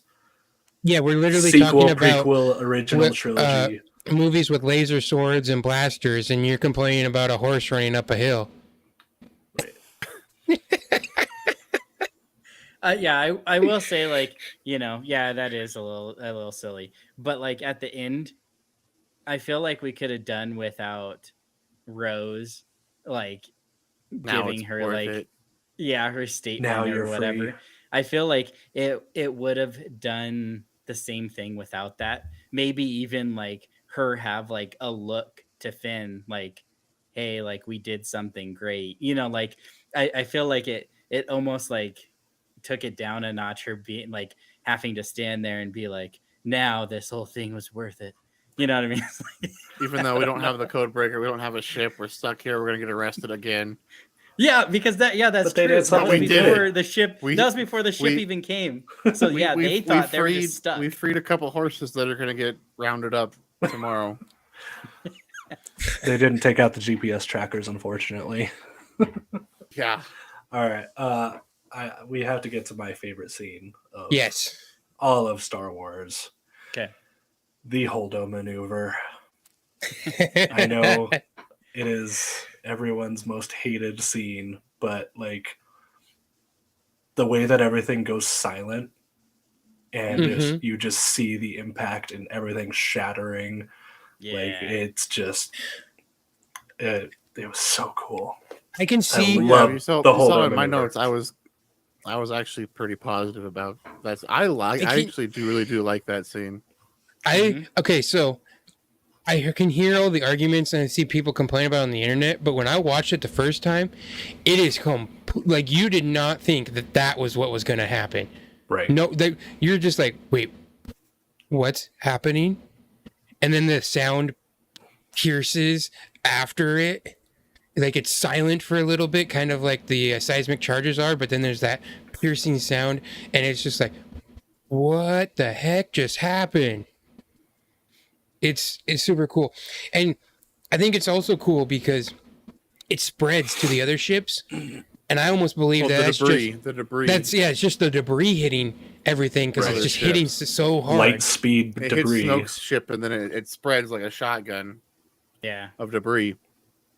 And that's where I get I don't know how I feel about it, because in my thinking of it, how does it work? How do you think it works, Rory? That this works? So for me, like I see your point. I saw your notes of like, sure they could just program a droid and send a big chunk of metal with a drive on it and replicate it. But I don't think that's all there is to it.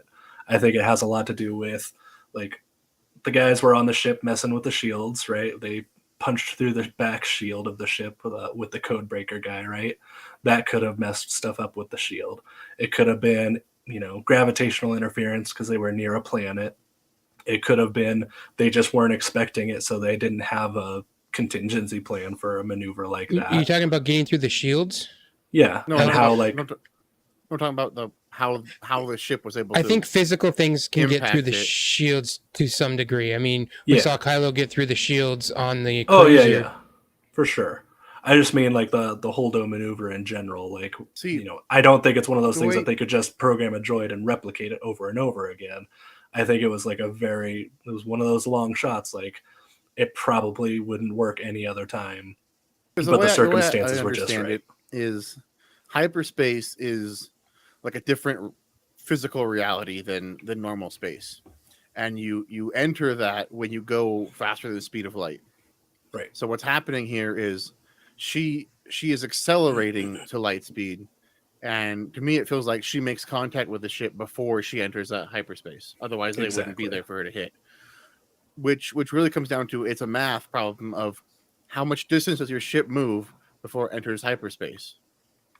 And so you have And that's to, a big ship, so she probably wasn't Well, really that's all actually you gotta going do that is fast. you gotta know the math and how fast your ship's moving, how far it'll go before it hits hyperspace. Otherwise, it wouldn't hit anything. So But you have to. but we see ships ram other ships, and like the shields just obliterate the ship that's trying to do the ramming in other scenes. Yeah, but So this is like just I think it was because just it's a It's not large a- ship. Okay, It's a large okay. capital ship, and it's moving very fast, faster than Think when about the Force sublight Awakens. engines. Think about the Force Awakens. How the Millennium Falcon gets onto the Starkiller base. They said it has a refractional refresh rate that anything traveling slower than light speed can get through. So they travel light speed through the I don't even shield. think the shields matter. I feel like a craft of that size and that mass, Yeah, impacting another craft, even with really good shields, they're gonna cause massive damage when you're moving at that speed. And that's why, like, I don't dislike that scene. I really like that scene. I just don't think it's like in the Skywalker Rise of Skywalker. They kind of have to go, oh, that was 1 in a million. You can't just do it again. But I feel like it's really just down to math and the calculation of where you have to have your ship positioned before you make the jump to know you're going to travel exactly this far and you'll make contact before you actually enter hyperspace. I don't know. I see it as like it was a combination of both. Like, if the First Order had been prepared and expected something like that, they probably could have kept a better distance, prevented it from happening that way. They could have. Yeah. I think yeah, shields not would something absolutely protect it. they because see what I she's think, doing. I think Hux is literally like she's turning around. And he goes, "Clear everything on that cruiser," because she realizes what's about to happen. yeah. I mean, at that point, it's too late. Like a Right. lot of times when I feel like a lot of the maneuvers that the Resistance do, the First Order responds too late. But that's what I mean. Like I don't think it's necessarily a thing that is a sound plan to continue using. I just don't think it's 1 in a million. I think it's just math and science that could make it happen more often if you wanted to. But no, I'm not And saying then that. resources too. You got to think about resources. Yeah, I'm not saying it's a valid battle strategy to continue doing. I just don't think. I think that the way that this scene sets it up is that it is something that could be replicated if it was really like that's what you wanted to do. I'm not saying it's a good idea to keep doing this. I just don't think it's 1 in a million. I think it's something that you could just calculate math and figure out how to do again if needed. I don't think I'm not saying it's a solid plan to keep using. So, I think I'm going to start to wrap it up, but I want to touch on one last scene, and I want the Luke scene as he's dying, and it's interesting because you see they show the sun, and then they show him, and they show it again, and then there's 2 suns, and then they show it again, and there's only 1 sun. So what I take from that scene is he's seeing the 2 suns, just like Tatooine, and it's almost representative of his life has come full circle, and he's fulfilled. He's kind of Ray puts it at the end. He goes with peace and purpose. He did what he set out to do, and he sees the two suns and becomes one with the Force. And then, so I just love that, and you hear the Force theme, and you just get that ball in your throat. It just I teared up a little. Yeah, That's good. I think the way that they handled that, like, I know a lot of people didn't like the force projection stuff, but I think it took a lot out of him, took a lot of energy. He's old, and then the way he just kind of fades into the sunset, like, I don't know if classic. age has to do with it, more so that he had cut himself off from the Force for so long, and then had to do such a powerful move. I think Yeah. Mark I'd be Hamill like- himself. Go ahead. Sorry, I think Mark Hamill himself related it like a person who was addicted to cocaine got off of it for 20 years, and then all of a sudden took too much of a hit and OD'd 20 years later because you just couldn't your body couldn't handle it anymore. So he basically out of practice and just couldn't, and so it took a lot of energy. And you even hear earlier in the movie when Rey and Kylo start force communicating, Kylo goes, "You're not doing this. The amount of force would kill you." Basically saying that just them connecting each other through the force, the amount of effort it would take for Rey, who's untrained, would kill her. So using the force too much, they already know can kill you, and that's what happened to Luke. And he used all of his power to project himself across the galaxy to save everyone, to save the rebellion, to save Hope, to create that spark for the fire that'll burn down the First Order. And I just love, at the end, you get something you don't get in another. This is why I say that there's a lesson, and you can watch it without watching any other Star Wars movie. Is you get that kind of, Josiah touched on it for a second, but the scene with the kids telling the story of Luke Skywalker, and it's like just the legend that he's like at the beginning of the movie when he first meets Rey, he goes, "What do you think? I'm just gonna walk out there with a laser sword and face down the whole First Order?" And by the end of the movie, that's exactly what he does. And this legend that the kids, he's this legend that you can look up to for hope, and that hero to strive to be. And you get the little kid, Broom Boy, and he's using the Force, and I think he has an actual. I think he actually has a canon name now. Yeah. But I'm not sure. I don't remember what it is. But I know that's what he was called when the movie first came up. Was they just said Broom Boy, and everyone knows who you're talking about. Mm-hmm. And he shows, because he kept the ring, and he opens it up, and it's got the rebel symbol, because it's the symbol of hope. And My people, it means hope. it's so good. I always get to that end part, to the ending there, and I just go, oh my goodness, this movie is so good every time. Like, the good far outweighs the bad things, the nitpicks that might have, the emotions and the story that's being told way outweigh what any nitpicks might be, in my opinion.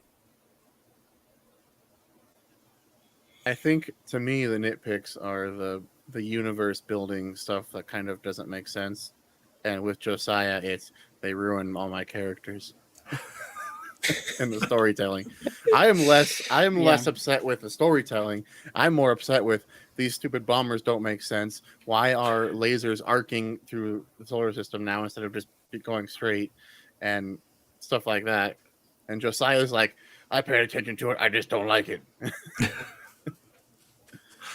Yeah, fair I've seen assessment. all that stuff, and yeah, to be 100% honest, like the bombers, like that really doesn't even bother me that much, like, And that's the hill I and die on. yeah, some of the things that people hate on the most. If you look up like the worst things about this movie on YouTube or something, all like say they'll like have top 10 things that people don't like.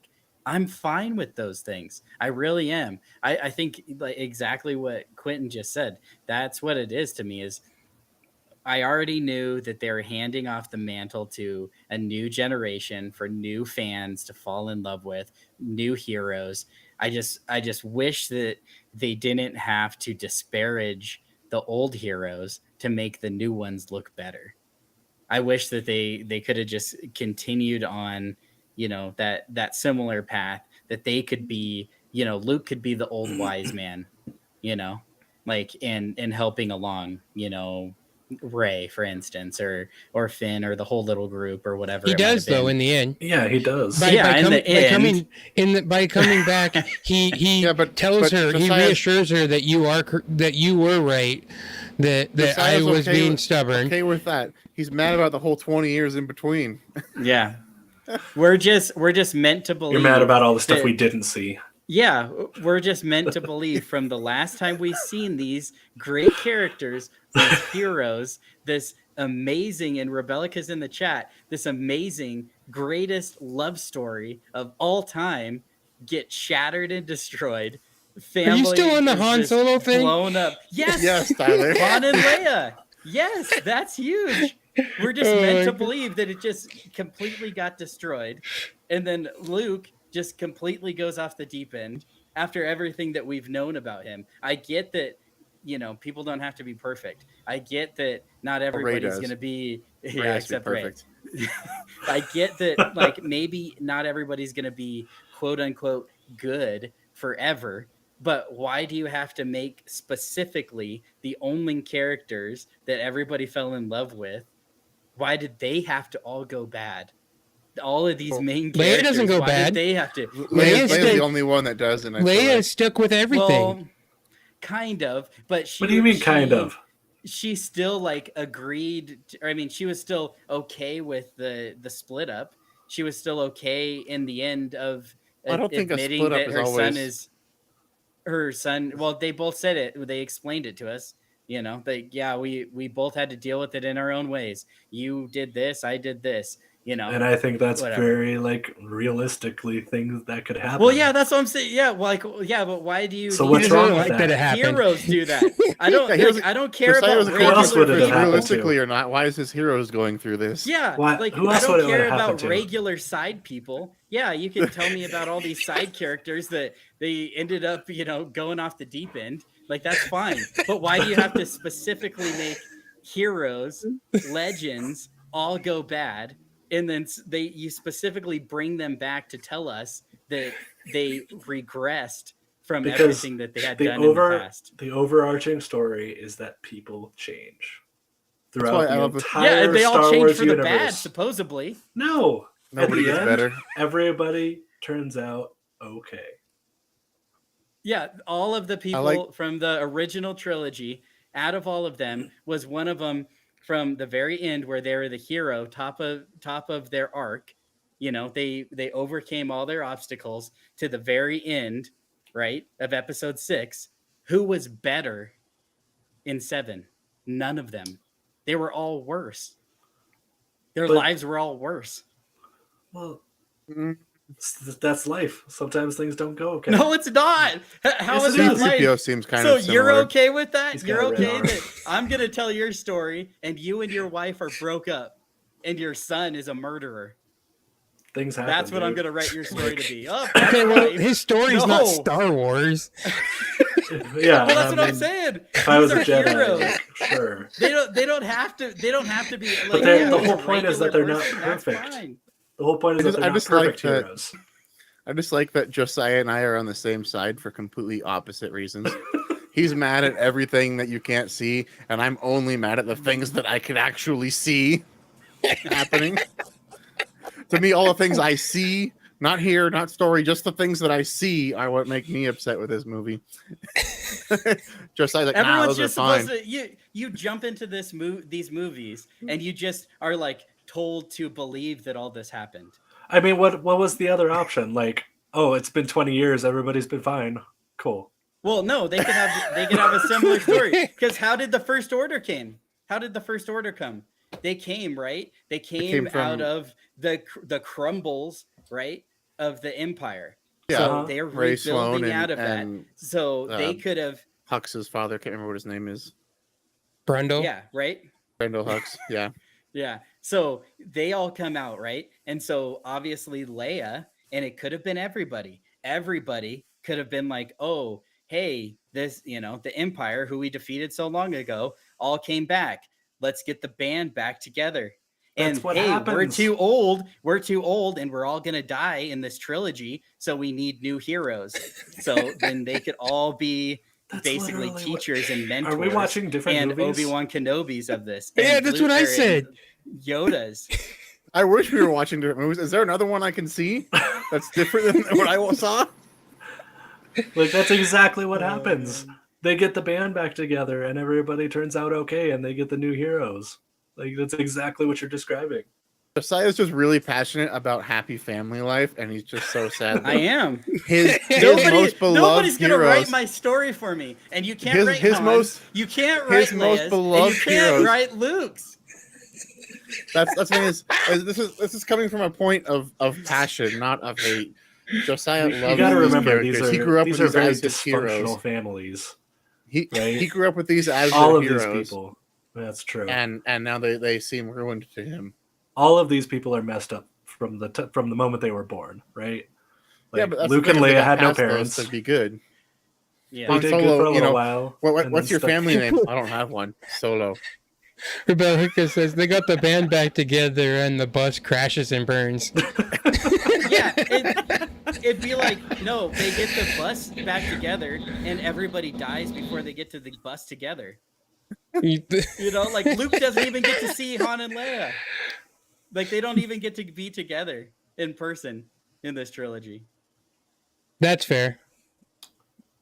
I mean, would that have been a great scene? Sure. Yeah. But I don't All think. four I of think them fighting you know. together. You know what would have happened though? Fans would have Don't forget complained about that it was Chewbacca. too much fan service. I never complain about that's fan what service. I love that's fan what service. Yeah. The Force I'm a Awakens fan. was. Service It was just I'm a fan service. me. No, it wasn't. I think I think that's good. I think Josiah finally got something off his chest. I'm just getting wound up. I'm you're glad that passionate it's ending about right now. Oh man. Yeah, I think we should kind of call it on that note. Yeah. If you want to go ahead and plug your stuff, Rory. Plug my stuff. Oh. Yeah, your social media and your. Sure. Yeah. You can throw anything guys, you want out there, whatever you're doing. If anybody needs graphic design, logo, website, Amp Media Denver, check us out. I wasn't good actually stuff. going to do that. It's It's fine. okay We don't stuff. care. It's all right. I can put the link in there if you want. Yeah, that's all good. Unless someone asks for it, then you can put it in there. Gotcha. Go ahead, Q. You can find me at Twitter, Crazy Quinton, Twitch, Crazy Q Gaming on YouTube. All kinds of fun things. Just hang out, play games, all kinds of different games, RTS, FPS, Star Wars, all kinds of fun. Love to see you guys drop by. Send it says after Josiah's rant, Rory doesn't want his business tied to it. Tied to this. Hey, come find me on Twitter. I will argue all day long about how amazing the sequels are. Come at me. That's great. Okay, Josiah. Yeah. You can find me on. I don't even know what I'm saying. You can find me on Twitter. Martinez mostly. That's where I am most of the time, messing around. entering cool giveaways and things like that, supporting different small content creators. That's what I love to do. But yeah, besides that, my son has a new YouTube channel. He's going to be doing lots of stuff. Right now, he's kind of doing like unboxings, Lego builds. And he's doing giveaways too. This month, he's giving away $100 any way you want it. So that link's going to be in the show notes. Or also you can find the link in our Discord channel as well. Definitely go support him, show him some love, enter that giveaway. He's going to continue to be doing giveaways, so definitely do that. Yeah, I would just like to say huge thanks, as always, to the chat that always keeps us all going. Obviously, big shout out to Seth, Rebellica. I know Togo Bap was in here. Too Big, I saw you, my Hawaii Just brother. Star Wars. Yeah, just Star Wars. Send it O'Reilly. Big supporter. Send it O'Reilly. A friend of all of ours personally. So it's always good to see him in the chat. And then also Aman, thanks for stopping by. He does some amazing podcasts. They do tons of podcasts about a bunch of different things, but they have one that's Star Wars specific, and they have a really good time in there too. So appreciate you dropping by, and Kaloni too. I saw you jump in. So yeah, always good to see you in the chat. And then you mentioned my Rebellica parents and Seth. Yeah. And your parents. You mentioned those. Yeah. Yep. And then both my parents jumped in. So that was cool to see them. I'm glad they didn't tell any stories. Yeah. I'm kind of disappointed in that, but there's always the comment section of the video. Josiah's parents. Yeah. So yeah, if you want to write any stories, I'm totally fine with it. Anyways, lastly, Rory, he is one of my best friends of all time. Don't get jealous, Tyler and Quinton, but he is one of my best friends. Him and his wife are very close to me and my wife. So yeah, it was super awesome. We've been wanting you to jump on the show for a long time because we also are big Star Wars nerds. So yeah, thank you so much for jumping on, especially with COVID on top of everything else. But much love, my friend. Thank you for joining us. Yeah, so much for having me. I definitely want to say thank you because you helped me, defend this movie against these two guys. Yeah, you really jumped in and helped join the dark side in defending this atrocity. Yeah. No, this is great. I loved it.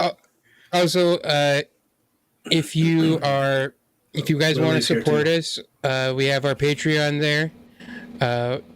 We have a bunch of tiers and stuff you can do. We also join the Discord. We have a fun Discord. You just chat all things Star Wars, memes, everything. Okay, and I have to say one more. My wife Lily is also in the chat, and so the only real life love story that I care about and am as passionate about as Han and Leia is mine. So I definitely can't miss my wife. I appreciate you. Thanks for letting me do this podcast because I love it. And also, I wanted to mention for later, if any of you that are listening to the podcast version, we do the show live at 3:00 on Mondays. It could change here in the near future, but all those updates will be on our Twitter, which is also linked in the video description. All right, well, Q, should we see if Rory has been paying attention to our podcasts? Oh no, I don't want to test him. Disconnect. Just end it. I've been tuning in occasionally, but I haven't been able to watch the whole thing most of the time. All right, I did watch Q. the entire last episode though. Okay, Q. Then how does Obi-Wan say goodbye? No, that's not the question. The question is, what does Obi-Wan always say? Oh yeah. Okay. May the Force be with you, always. Always. Always. Because that's.